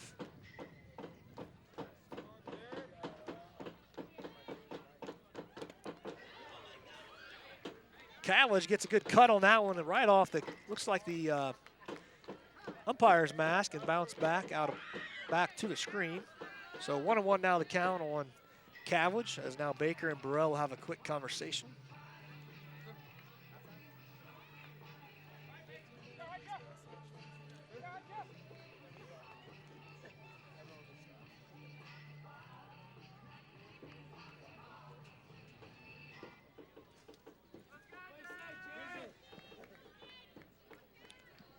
One away here in the top of the 5th.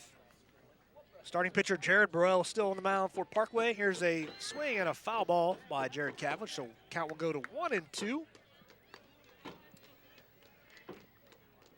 Fort Jennings entered tonight's ball game 13-9 under Coach Jeff Swick. They finished 4-3 on the season in the Putnam County League.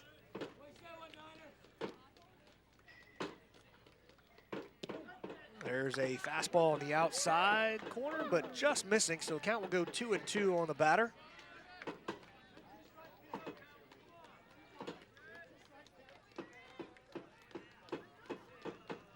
So here is the 2-2 pitch from Burrell. It's a breaking ball missing outside. Asking for the appeal, and the appeal is denied by the first base umpire, so the count will go full, 3-2.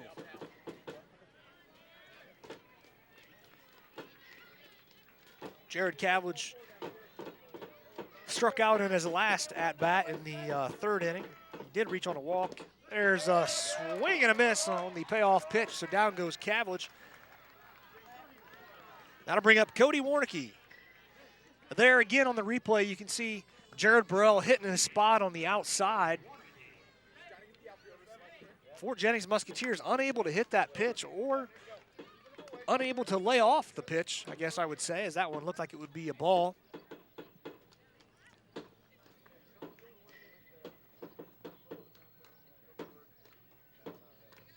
Sixth strikeout of the night for Burrell.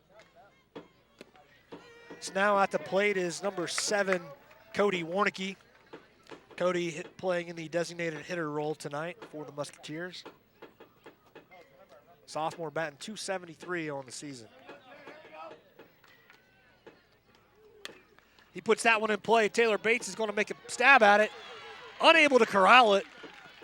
So Cody Warnicki will reach safely. It looked like it took a funny hop there right before it got to Bates, so we'll wait and see if they credit a hit or an error on the play. And they will give the error to Taylor Bates.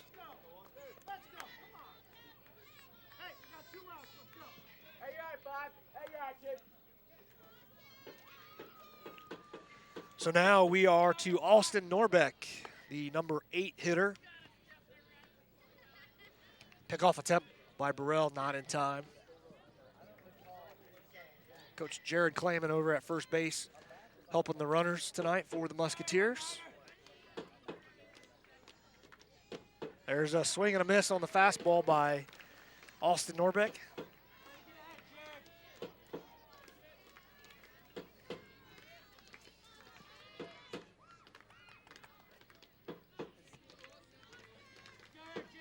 Two away here in the top of the 5th.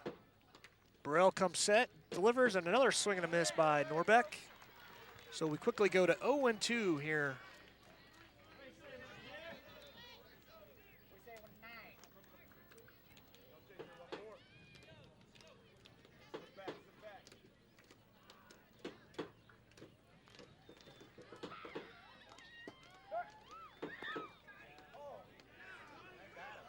Barely making it back on the play is Warnicki. He didn't make much of an effort to get down and dirty on that time, and it almost cost him. That's something the Musketeers could definitely not afford here this late in the ball game. This time he will get down in the dirt as Burrell senses he might have a shot to pick him off if he keeps working it. We got 2 outs here in the top of the 5th. No balls, 2 strikes on the batter. That's Austin Norbeck. Jared Burrell delivers. And there's a swing and a miss. So that'll do it for the Fort Jennings Musketeers in the top half of the 5th inning. We'll be back with the bottom in just a minute. The Fort Jennings Telephone Company has provided quality telephone service to northwestern Ohio since 1908. We now offer many different services, including local and long-distance phone service, cable television, and high-speed internet. The Fort Jennings Telephone Company offers all of these services with the convenience of one monthly bill. Contact us at 419-286-2181 or visit us online at www.fjtelephone.com. The Ohio High School Athletic Association is a voluntary, nonprofit association of more than 830 public and private high schools and approximately 850 7th and 8th grade schools. Member schools vote on rules and regulations pertaining to eligibility, scholarship, and many other issues. Sometimes we have to make tough decisions to enforce the rules, but that's just part of all the things the OHSAA does to make sure Ohio school sports are fair, safe, and fun for everyone.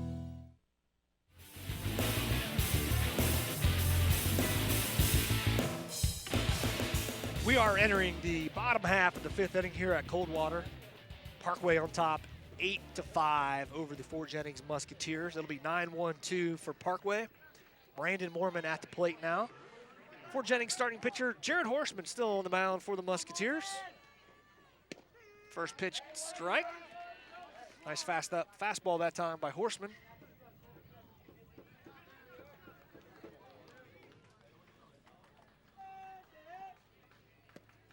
There's a breaking ball that misses. 1-1 now the count as we see Dylan Baker run in front of us again. He's going down to the bullpen to take some more warm-up pitches. That ball is put in play down to Austin Norbeck. He'll fire over to first base to Adam Osting for the out. So one away here in the bottom of the 5th.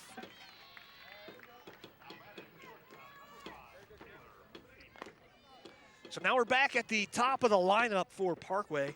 A lot of damage done tonight by these top hitters for Parkway. Taylor Bates, 2 for 2 with a walk, 2 runs scored.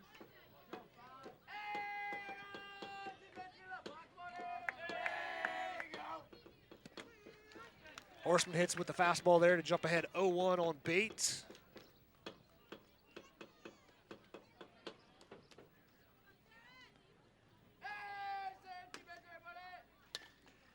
Bates puts this one into play. Looks like it's going to drop over the shortstop, and it does. Gets past Von Sossen in front of Trentman. So Taylor Bates, 3 for 3 tonight. Nice game by Bates. So Grant Ripley now at the plate.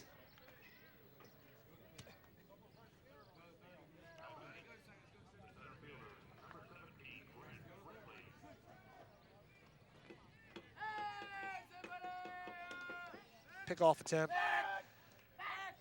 Nice slow attempt that time by Horseman. Just trying to make sure Bates is aware that he is aware of Bates. Of course, Bates is 21 of 22 on the season. I would expect him to take off on the pitch.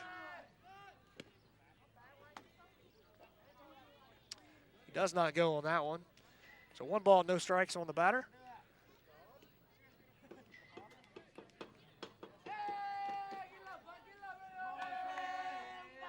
This time he goes.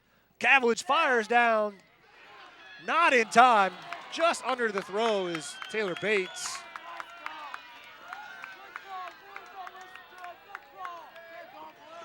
We'll see if we can get a good look at the stolen base here on the replay. As you can watch. This time he goes. Cavillage.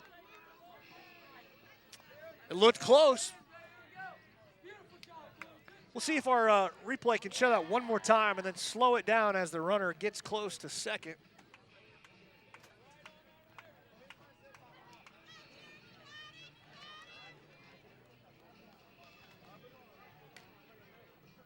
Looked like he was able to get his right hand around the tag of Trevor Von Sossen. Looked like a good call. Nice play by our replay team in the truck to get that right. Pitch from Horseman misses, so 3 balls, no strikes on the batters. I think we missed a pitch there. We'll show in that replay.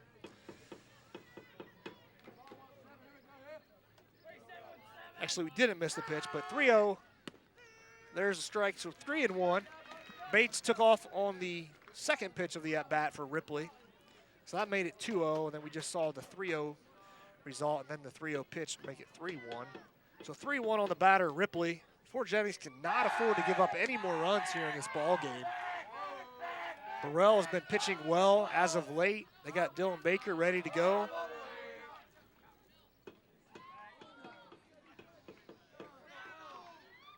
One away here in the bottom of the 5th. That pitch will miss and be ball 4.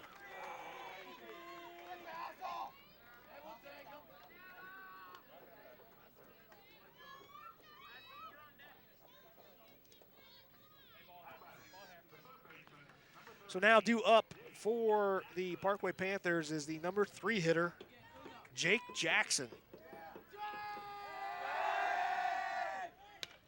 First pitch swinging, that one's a foul ball out of play.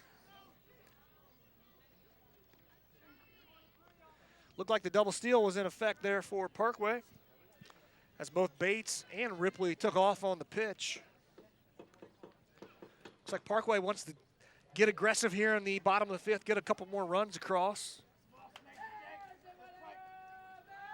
Horseman that time will spin around to second. We'll see what Coach Schum decides to do. He might have caught Fort Jennings off, caught them off guard on the first try, but they do not go with the double steal there, and the count goes even 1-1.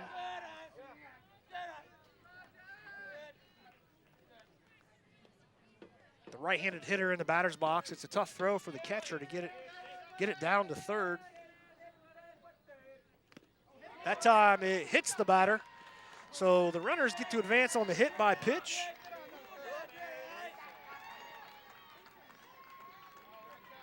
Here's another look at the hit batsman. See that one just nicking the uniform of Jake Jackson as he now sits at first base. Coach Jeff Swick on the mound talking with his players. And again, as I mentioned just a moment ago, 8-5 is our score. Fort Jennings cannot afford to give up any more runs here in the bottom of the 5th. They're already in a 3-run deficit situation. Parkway pitching staff appears to be pitching very well.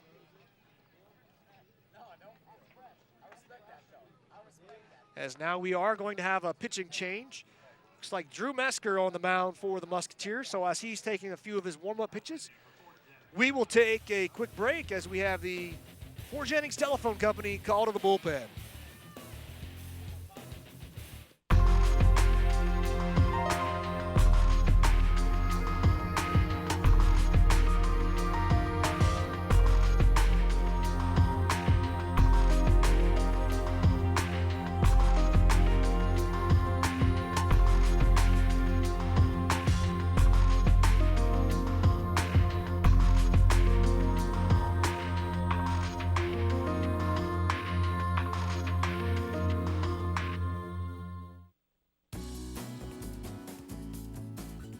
OHSAA provides excess catastrophic accident insurance for student athletes participating in all 24 OHSAA sports, as well as student managers, trainers, and cheerleaders.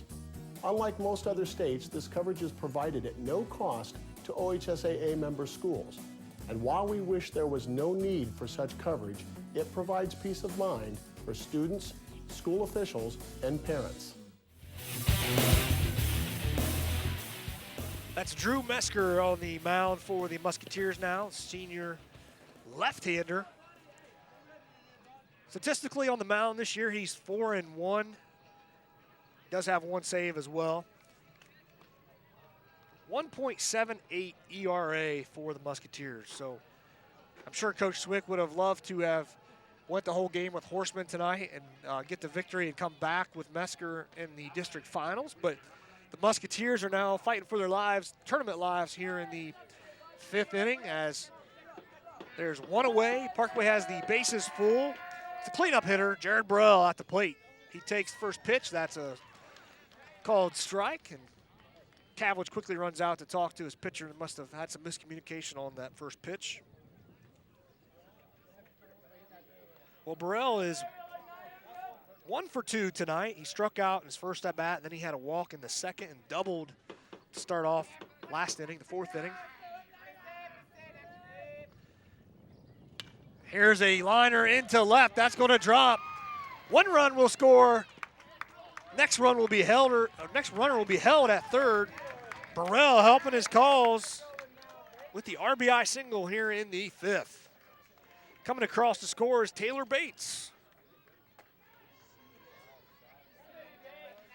So Mesker unable to retire Burrell. Now he'll work on Dylan Baker. 9-5 now the score in favor of Parkway.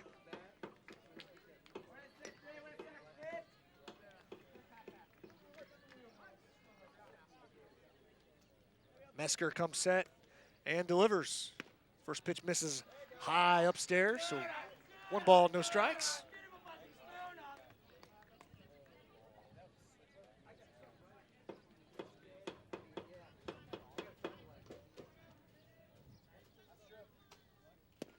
There's a called strike, so counts even 1-1 here on the batter, Dylan Baker.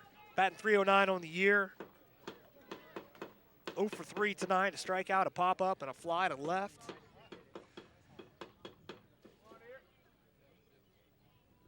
That one gets away. It's going to be a dead ball.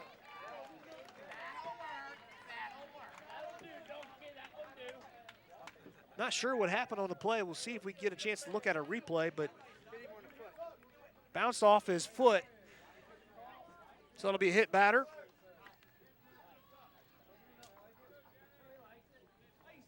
So Cole Hamrick now at the plate. Excuse me, Cole Hamrick at the plate. He was lifted earlier in the game for a pinch hitter and then was re-entered. First pitch swinging. This one's popped up. Von Sausen running back to make a play on it. He does. So Hamrick is retired. That'll bring up Grant Gray.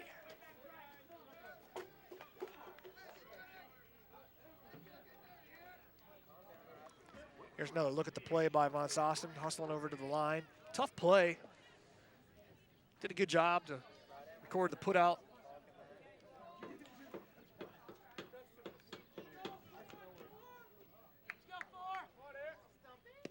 There's a called strike to Grant Gray.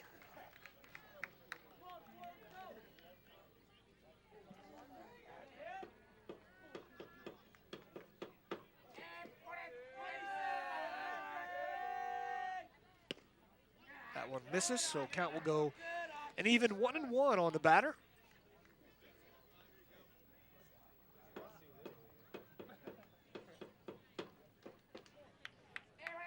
Here's the 1-1 delivery from Mesker. That one misses, so count will go 2-1 now.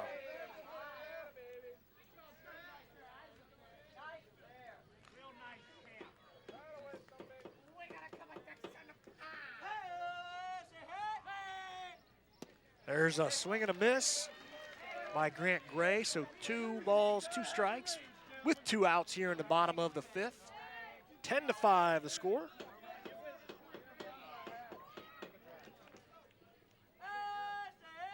Here's the 2-2 delivery from Drew Mesker. It's hit sharply past the third baseman. 1 run will score. They'll hold the runner at third. So Grant Gray with the RBI single for the Panthers. Here's another look at the single by Gray. You see Trentman fielding the ball there in the outfield, getting it back in quickly. So Chris Brazel now at the plate, number 8 hitter in the lineup for the Parkway Panthers, and the 9th hitter to come to the plate. First pitch swings, that one's popped up. Jared Cavage looks to have a play on it. He's under it.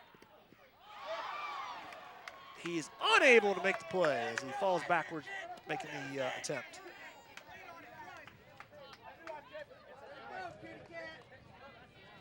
That's a tough play every time for a catcher. The ball likes to spin backwards.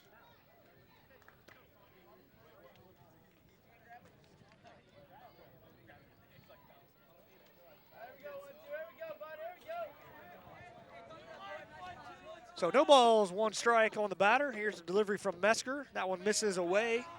So 1-1 now the count.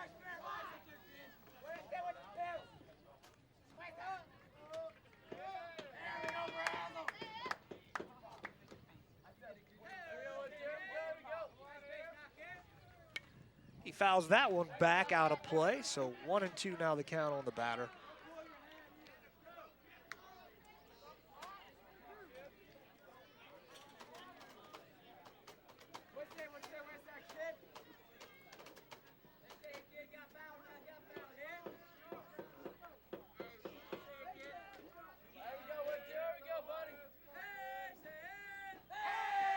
Here's the delivery from Mesker and down for ball 2.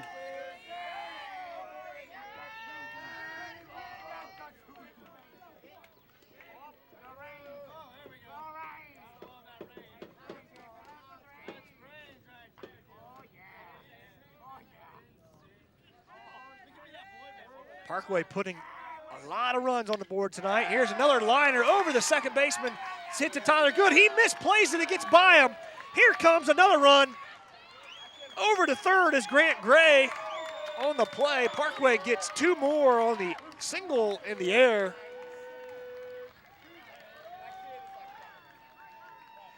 Credit Brazel with the RBI single. Advancing on the error by Tyler Good in the outfield.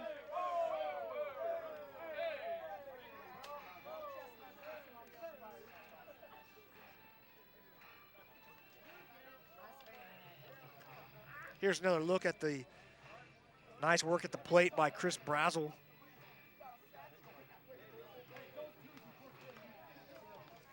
So now up for Parkway will be Brandon Moorman, but we're going to have a little break in the action as they're going to go out and talk to Tyler Good and see if he's all right on the play. Looks like he injured himself a little bit. He's trying to shake it off.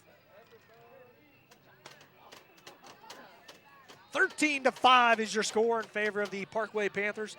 We'll take a quick 30-second break and be back with some more action here in the bottom of the fifth. Stay tuned.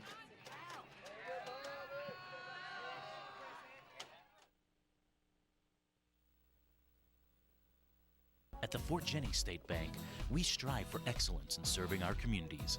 With 24/7 ATM service, online banking, and 5 convenient locations, the Fort Jennings State Bank works hard to be your bank of choice.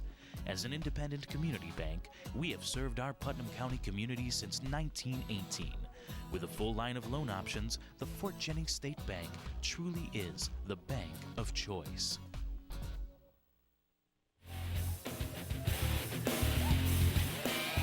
And welcome back to Coldwater, where the Parkway Panthers are on top 13-5 here in this district semifinal matchup in Division IV play. Tyler Good appears to be fine out there in right field for the Musketeers, and Coach Swick and his trainer back in the dugout. So now up will be Brandon Moorman. Brandon led off this inning. He grounded out to Austin Norbeck at third, so his second at bat in the inning.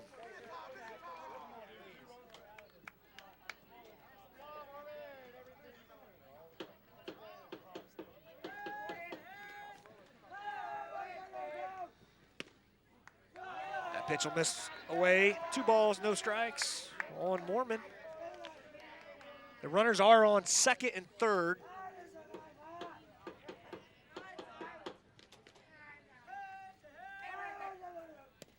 That one misses. Again, runners on second and third only. So the first base is open. Should Mesker miss here with this 3-0 pitch.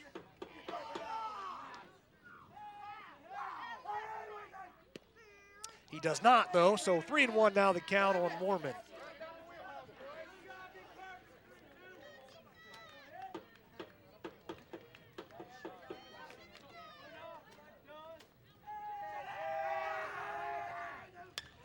Moorman puts a drive into this one. It's going out to left field, but there to make the play is Brad Tretman. Tretman retires Brandon Moorman to end the huge inning for the Parkway Panthers. They get 5 runs, count them, 5 runs on 4 hits and an error committed by the Musketeers in the inning. So they are on top, 13-5. We'll be back after the break.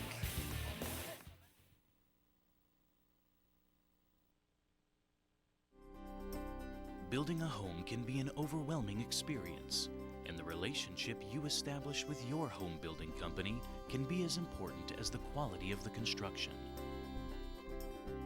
That's why at Zwick Construction, we pride ourselves on our craftsmanship as well as the friendly manner in which it's conducted.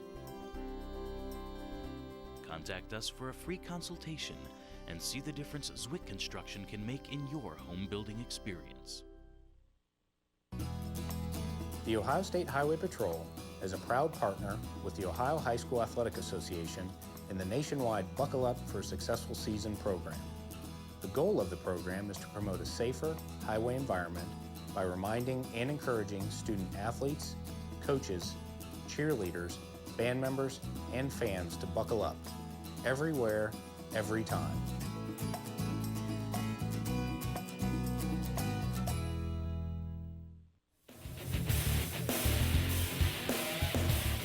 We are entering the top of the 6th inning. Jared Burrell, starting pitcher for Parkway, is on the mound still for the Panthers. He's pitching a very fine ball game other than the trouble he got into in the 2nd inning. He's been pitching very, very well tonight for his Panthers. Here in the top of the 6th, he will face off against 9-1-2 for the Musketeers. That's Tyler Good, then Trevor Von Sossen and Drew Mesker.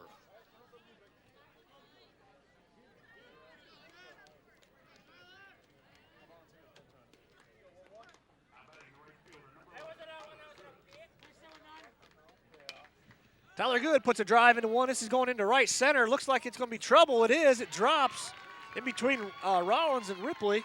On to second is Tyler Good on the play. He was hustling from the very beginning. The moment he hit that ball, he was running hard down the line. Easily made it to second for the double. Nice work that time by Tyler Good.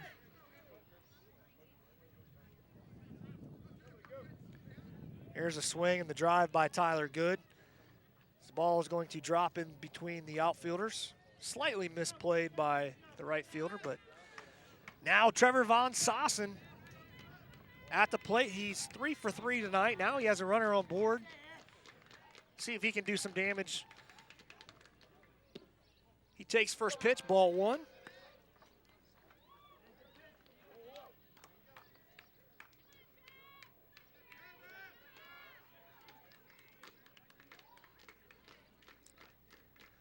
Only the 3rd time tonight that the Musketeers have gotten the leadoff runner. Here's a ground ball to Hemrick. He fires over to Chris Brazel to retire Von Sossen. Good does advance on the ground out.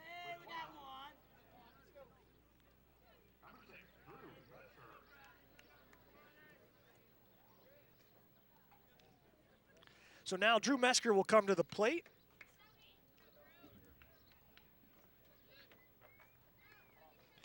Musketeers down 8 runs here in the 6th inning. They need to start putting runs up and putting them up fast if they're going to have any chance to tie this ball game up or more. So 1 ball, no strike here on the batter, Drew Mesker. Again, Tyler Good's over at 3rd. That one misses as well. And with an 8-run lead, I'm sure Burrell isn't too concerned about the runner at 3rd at all, really. Pretty meaningless when you have that big of a lead.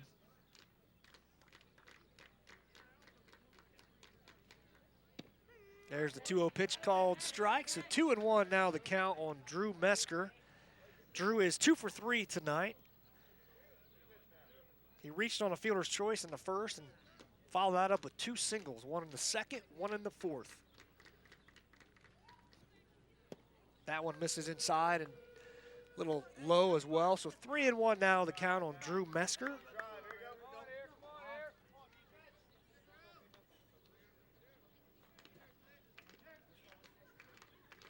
Burrell comes set. He is working from the stretch, obviously. Here's his pitch. Mesker hammers one. That's going to go over the right fielder's head towards the wall. One hops the wall. He'll end up with a easy stand-up double, RBI double. His 4th RBI of the ball game. Here's another look at it. Burrell left it hang out over the outside middle part of the plate. Mesker hammered it to the wall, and that, I believe, is going to be it for Burrell. Well, not yet. He hasn't signaled to Baker to head in to take off the gear. So he's going to talk a little bit with his starting pitcher to see how he's doing. 13-6 is the score here in the top of the 6th.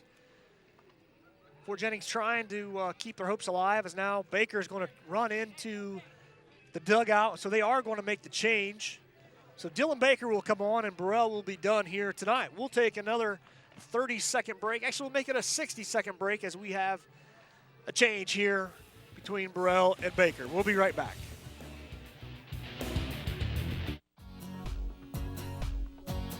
At At the Fort Jennings State Bank, we strive for excellence in serving our communities. With 24/7 ATM service, online banking, and 5 convenient locations, the Fort Jennings State Bank works hard to be your bank of choice. As an independent community bank, we have served our Putnam County community since 1918. With a full line of loan options, the Fort Jennings State Bank truly is the bank of choice.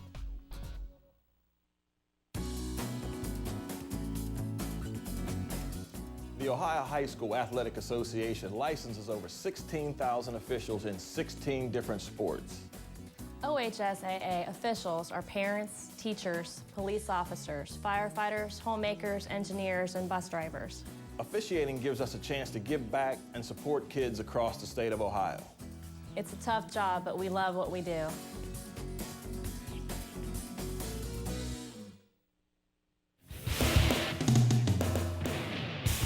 Dylan Baker will be on the mound now for Parkway. He enters here in the top of the 6th with the Panthers leading 13-6. Both teams hitting the ball all over the place tonight. Fort Jennings with 10 hits on the evening. Parkway with 11. Fort Jennings committing a lot of errors there in the bottom of the 2nd. The main difference in this ball game.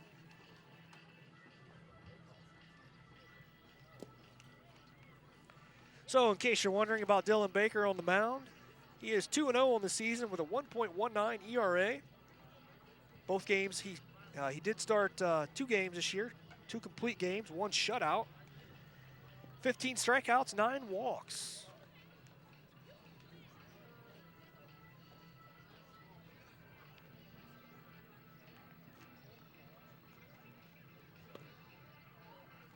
So he'll be facing Brad Trentman for the Fort Jennings Musketeers. Trentman, the number 3 hitter for Fort Jennings. He's 1 for 3 on the evening. He singled his last at bat. Trentman entered tonight's game .384 with a batting average of .384 on the season. He'll have Drew Mesker down at second base. Again, 1 out here in the top of the 6th. The Musketeers trying to put some runs up on the board, keep their chances alive.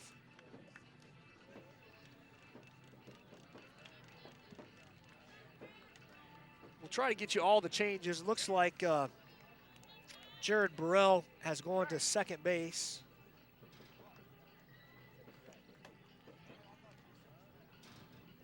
Of course, Dylan Baker on the mound.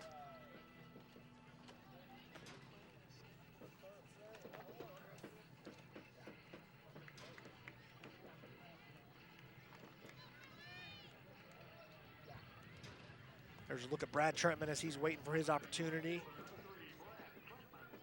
against Baker. So Dylan Baker on the mound for the Panthers. 1 out here in the top of the 6th. 1 runner on second base. First pitch misses for a ball. Parkway on top, 13-6.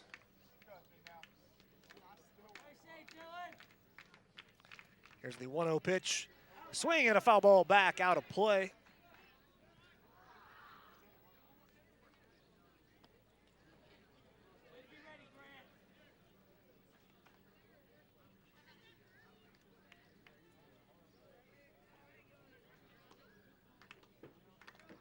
So 1-1 to count on Trentman. 1 away here in the top of the 6th. Here's the pickoff attempt by Baker, but Mesker was well aware of what was going on, gets back easily. Beautiful night for baseball here at Veterans Field. Beautiful ballpark to play at. Grounds here maintained very well at here in Coldwater. They do a great job. Beautiful layout for the field. There's a breaking ball, misses down. Nice big batter's eye in center. A little bit of a tricky hill in left center as it slopes up to the fence there the last 15, 20 feet. Here's the pitch from Baker. Outside, 2-1 now the count. 3-1 now the count on Trentman. Not real deep down the right field line. It's only 315, 335 down left field. 380 though to center, so big center field here in Coldwater. Here's the 3-1 pitch from Baker. That hits Trentman square in the back. He throws his back quickly, trots down to first.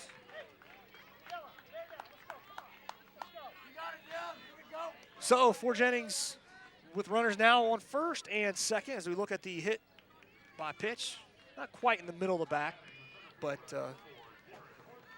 hit him pretty solid, pretty good thud.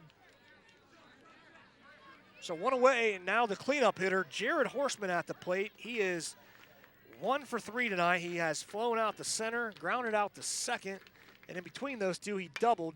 Sharply hit up the middle this time. Swick is going to round, or have Mesker round and head to home, so 1 run will score. Trentman is obviously held at second. 13-7 now the score. RBI single for Horseman on the play. Coach Swick wasted no time to send Mesker on the play. So Horseman at first, Brad Trentman at second. 13-7 is the score. For Jennings trying to keep this rally going. Adam Osting now at the plate. First pitch is called strike on the outside corner.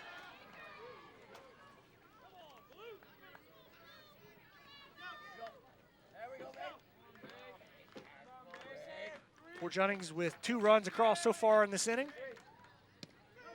There's a breaking ball, hits the inside corner, buckled the knees of Adam Osting, kind of froze him, came in, hit the inside corner. Nice pitch that time by Dylan Baker.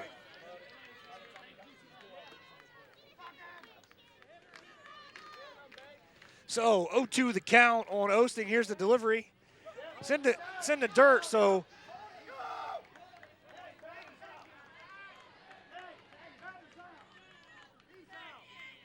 the batter is out on the play. Home plate umpire, I was a little dazed and confused myself as I thought that was an easily swinging third strike there, but the home plate umpire did not see what happened. So when the appeal was made, first base umpire calls him out. So 2 away as Adam Osting goes down on the strikeout. But the pitch obviously got away from the catcher, so the runners are able to advance to second and third now. So runners at second and third. Jared Cavledge is at the plate for the Musketeers.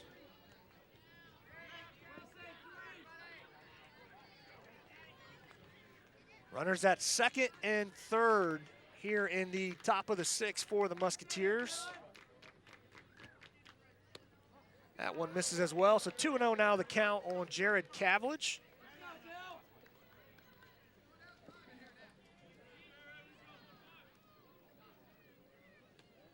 Cavledge is the number 6 hitter in tonight's lineup. Junior catcher for the Musketeers. As time is called, as just before Baker was getting ready to bring it to the plate. So everybody will reset. Here's the pitch. There's a called strike. So 2-1 now the count on the batter. That's Jared Cavledge.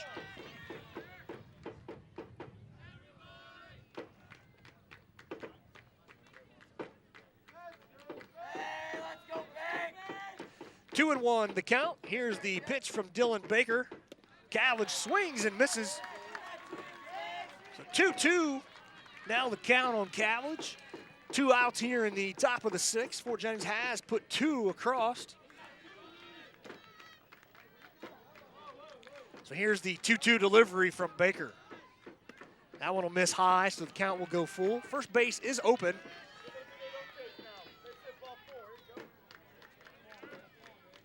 Cavledge does not carry a very high batting average for the Musketeers, so Baker would surely like to retire him and then have the 7, 8, 9 hitters in the 7th. But here, anyway, is the payoff pitch from Baker. That one misses outside, so Cavledge will walk. Bases are once again full for the Musketeers. So now Cody Warnicki is at the plate. He's 0 for 2 tonight. He had a walk, though, in his first at-bat in the 2nd inning before grounding out in the third and reaching on an error in the fifth. 2 outs here in the top of the 6th. Cody Warnicki, a .273 batting average on the season. Trying to set it up for you. Kind of goes without saying that Parkway would love to retire Cody Warnicki here and end the threat. They do have a 6-run lead, so plenty of breathing room for the Panthers. On the flip side, Fort Jennings desperately needs to get some more runs across here in the top half of the 6th. A single or more by Warnicki would do just that. Get one or two more across as he fouls that one back.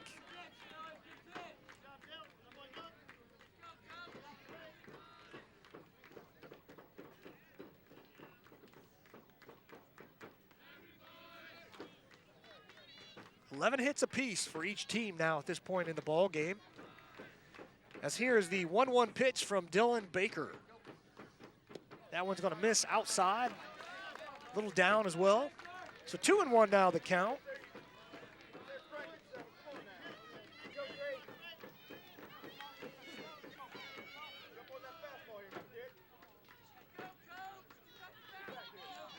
Chris Brazel, I believe, is the number 2 pitcher for Parkway. Should they get in trouble, I wouldn't be surprised if they go to him. Here's a ground ball, gets between first and second. 1 run is already in. Here comes the throw for the 2nd run. That runner comes in, that's Jared Horseman. Advancing to 3rd on the play was Jared Cavledge. Musketeers plating 2 on the single by Cody Warnicki. Here's another look at the play.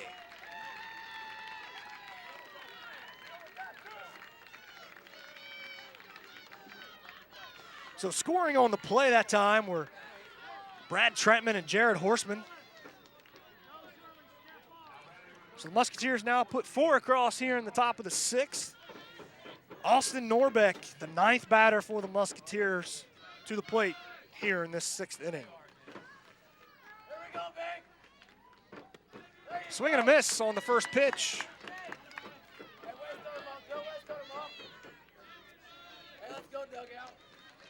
Runners at first and third. Cody Warnicki at first after having just hit in the 2 runs. Over at third is Jared Cavledge. Dylan Baker on the mound for Parkway. Norbeck hits one. It's going to be flared up the middle in the infield. Making the play is Taylor Bates. That'll retire the Musketeers here in the 6th. But they do put 4 runs on the board on 4 hits. Your score now 13-9 after 5.5. We'll be back with the bottom of the 6th in just a minute. Building a home can be an overwhelming experience, and the relationship you establish with your home building company can be as important as the quality of the construction. That's why at Zwick Construction, we pride ourselves on our craftsmanship as well as the friendly manner in which it's conducted. Contact us for a free consultation and see the difference Zwick Construction can make in your home building experience. The Ohio State Highway Patrol is a proud partner with the Ohio High School Athletic Association in the nationwide Buckle Up for a Successful Season program. The goal of the program is to promote a safer highway environment by reminding and encouraging student athletes, coaches, cheerleaders, band members, and fans to buckle up everywhere, every time.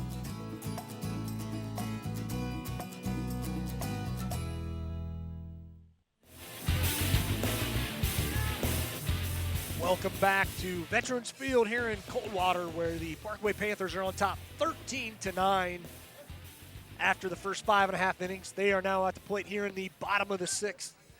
Due up for Parkway. It's going to be 1, 2, 3, Taylor Bates, Grant Ripley, and Jake Jackson. Bates is 3 for 3 with a walk on tonight's ball game. We'll see if he can keep his perfect evening intact, as he's now facing Drew Mesker for the first time here this evening. As we have some more warm-up action down in the Parkway bullpen. That's Dylan Baker just trying to stretch out a little bit more, find his rhythm. He didn't find it on that one as it went past his bullpen catcher and made it all the way up to the main backstop. So Mesker will have to wait for everybody to get set.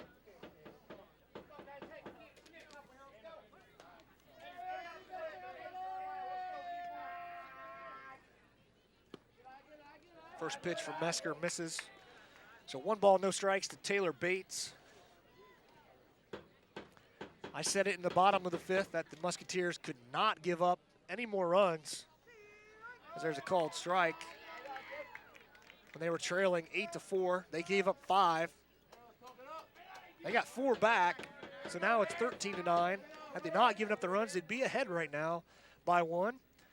So I'll say it again here as the ground ball's hit to Von Sauce and fired over to first for the out. They definitely cannot afford to give up any more runs here in the bottom of the 6th. So Bates is retired for the first time tonight on the 6-3 ground out by 1. So I'll say it again here as the ground ball.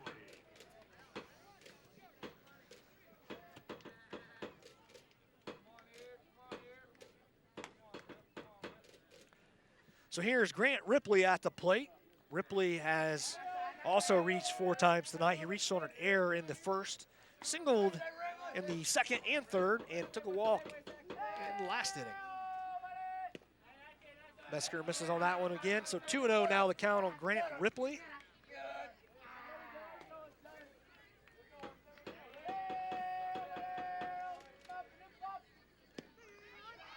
Mesker hits a strike there, so the count now 2-1.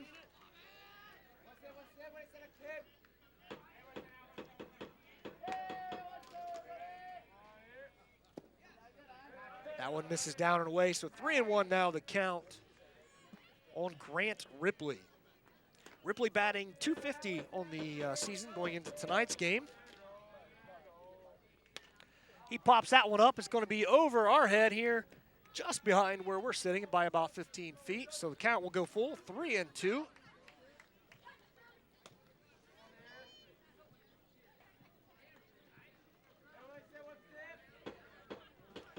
So Mesker is on the mound with the payoff pitch here to Ripley. There's a swing and a drive over shortstop's head. That'll land for a single. Trentman misplays it, but didn't get too far, so he fires it in, so keeps Ripley to a single. So due up now is Jake Jackson, senior third baseman for Parkway.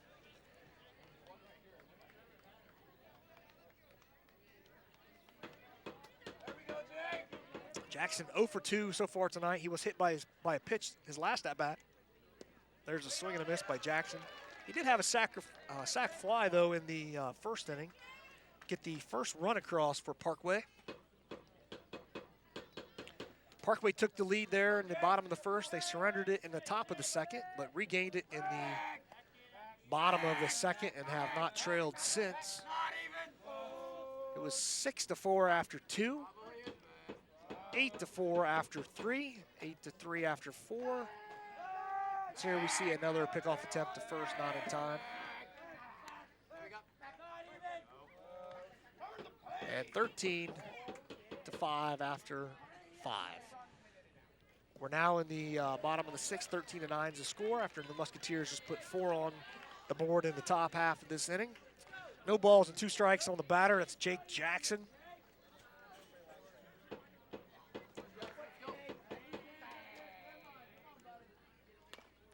Here's a weak grounder. It's going to be fielded by the third baseman, Norbeck. He fires over to first, not in time.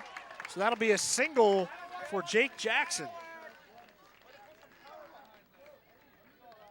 Jackson does have 2 RBI on the evening. He had the sac fly there in the first and the RBI ground out in the second.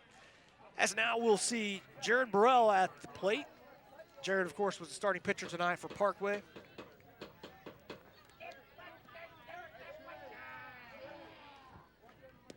He watches that one for a ball. 1 away here in the bottom of the 6th. Fort Jennings cannot afford to allow any more runs to cross the plate for Parkway as they trail by 4. Here's the 1-0 delivery from Drew Mesker as there's a double steal in effect, and the runners take off. The only play is going to be first base. Von Sausen fires over. So the hit and run in effect there gets the runners over to second and third.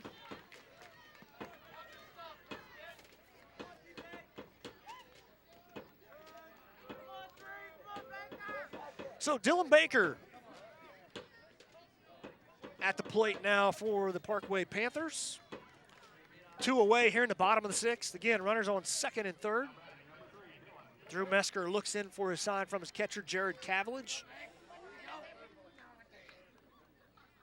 That pitch misses down.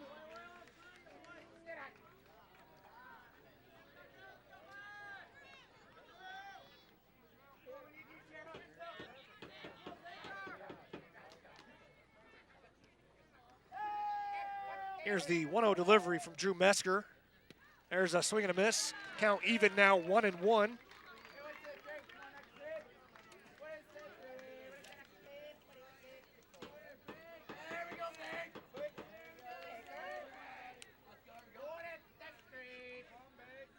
Here's the 1-1 pitch. That's hit sharply to Norbeck over at 3rd. Should be the final out of the inning. It is. He fired it over to Osting. So, for only the 2nd time this evening, the Panthers are held scoreless in the inning, but they take a 4-run lead to our final inning, 13-9 after 6 complete. We'll be back with the top of the 7th. S&J Crane Services in Venedocia. With 30-ton and 80-ton cranes available, we can lift anything you need a crane for, especially modular homes. At S&J Crane Services, our cranes come insured with licensed operators and oilers, making S&J Crane Services your first stop for all your heavy lifting needs. S&J Crane Services in Venedocia. Call 419-692-9394 for a quote today. That's 419-692-9394. Welcome back to Coldwater, where we are watching district tournament play here tonight between Fort Jennings and Parkway.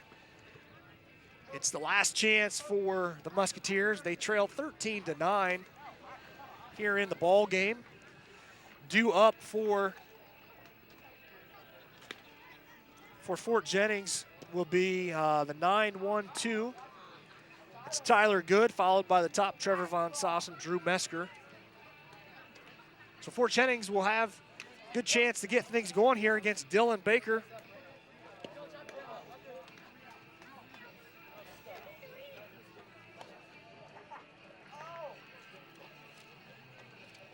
Beautiful night for baseball following this game. We'll be watching the Crestview Knights take on Minster in the second game.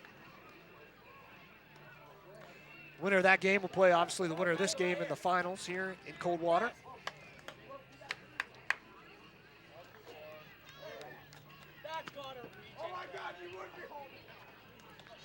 That game will be here Friday evening at 7 o'clock in Coldwater, in case you're wondering. So Tyler Good is getting ready to step in. Dylan Baker on the mound for Parkway. The Panthers need just 3 outs to advance to district finals.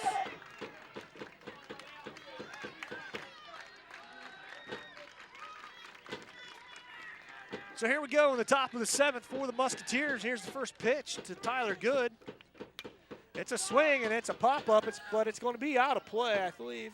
It lands about 30 feet behind us here on the basketball courts at the park. So Dylan Baker quickly jumps out ahead.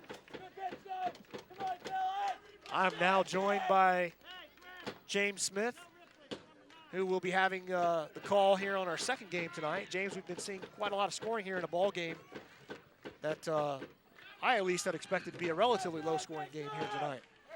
Yeah, and then sometimes that happens when you get to this level. Sometimes good hitting will offset some of the quality pitching that you're going to see, and looks like by number of hits and runs have been put on by both teams that some good hitters have been going to the plate and putting the ball in play. That is pretty much a good summation of what we've seen here tonight. Both Fort Jennings and Parkway have been putting the ball in play. Here's the delivery from Baker. It's a swing and a miss by Tyler Good, so he falls behind 1-2 now in the count. Tyler Good did start off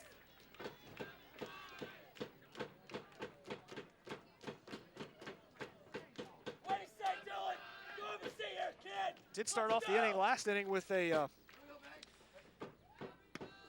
leadoff double. See if he can have any success this inning.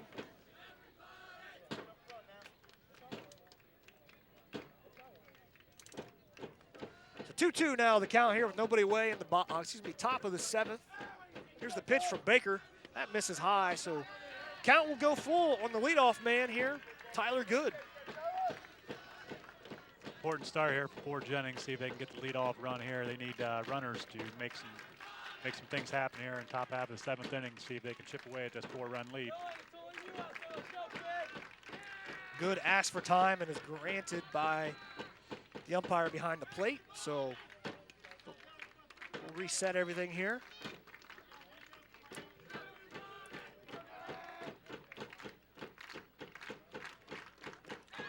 That one misses. That's ball 4, and the leadoff batter is aboard for the Musketeers here in the top of the 7th.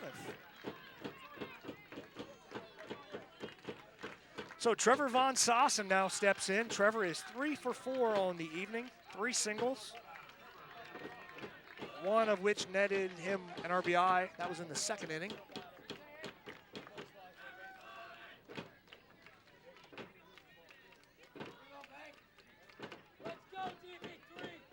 This top half of the Fort Jennings lineup doing a lot of damage this year, as I've mentioned occasionally throughout tonight's broadcast. There's a swing and a foul ball back to the screen.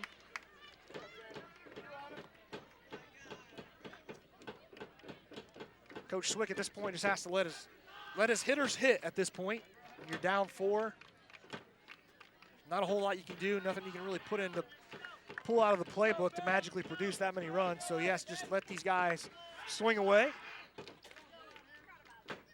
There's another swing by Von Sossen. It's going to be a foul ball. So Von Sossen falls quickly behind, 0-2. Fort Jennings looking to get runners on base. Parkway looking to make one out at a time. That's kind of where we're at here. Top half of the 7th inning, 4-run difference.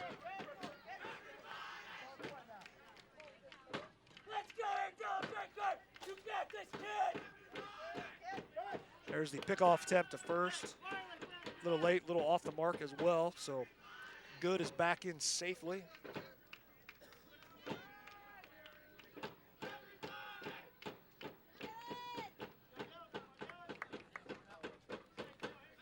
Here's the 0-2 pitch from Baker. It's a breaking ball, misses outside. This count will go 1-2 on Von Sossen.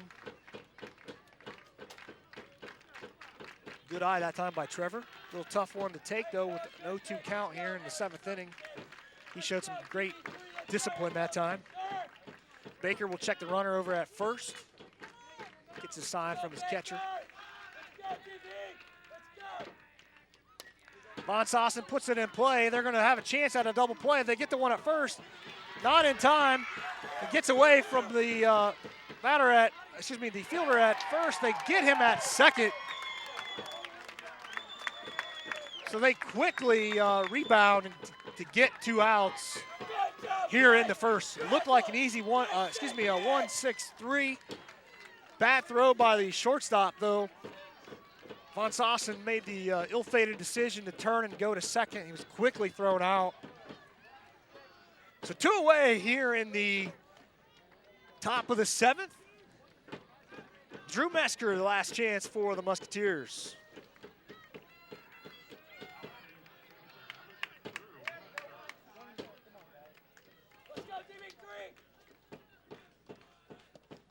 First pitch called strike.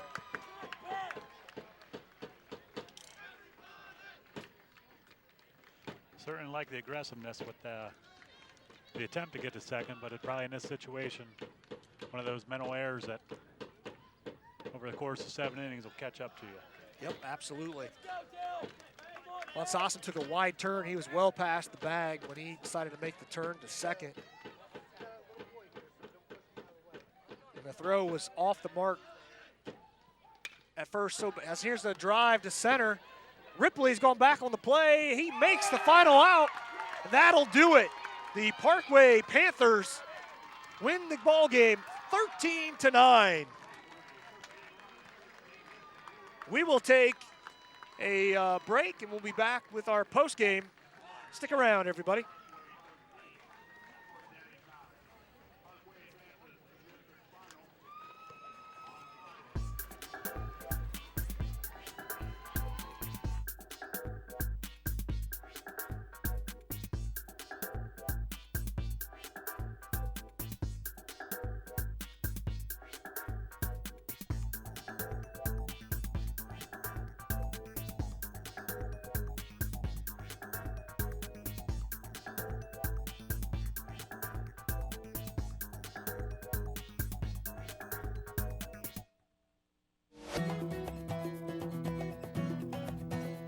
The Ohio High School Athletic Association recently celebrated its centennial. For more than 100 years, they have administered school sports as an important part of educational programs in Ohio. They believe in Ohio student athletes and the importance of the promotion of academics, good citizenship, and lifelong values. Visit ohsaa.org for more information and join us in supporting school sports in Ohio.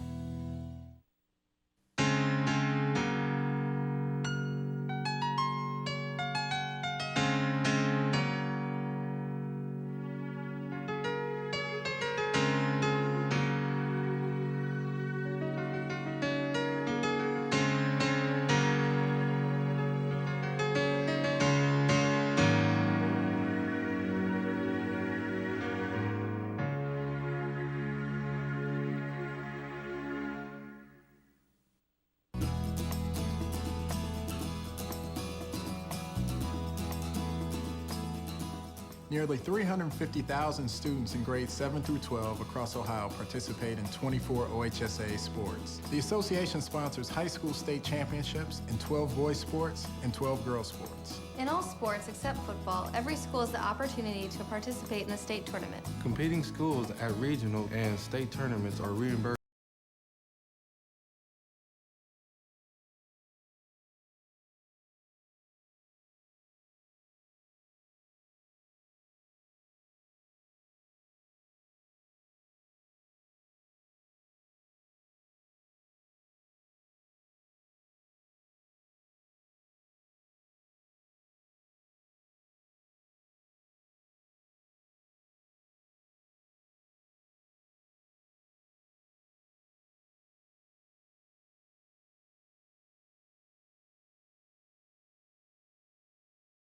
Field as you see the grounds crew prepping the field for tonight's second contest. That's between Crestview and Minster.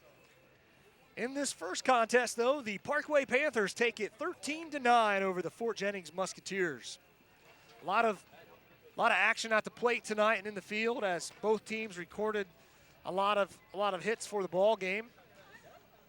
Fort Jennings tallying 12, while Parkway put up 13 hits of their own, out hitting them by 1, but the difference was by 4 on the runs in the runs column as Parkway wins it again 13-9. And the main difference here between this ball game from my vantage point was the second inning. The Parkway Panthers jumped out 1-0 after 1 inning.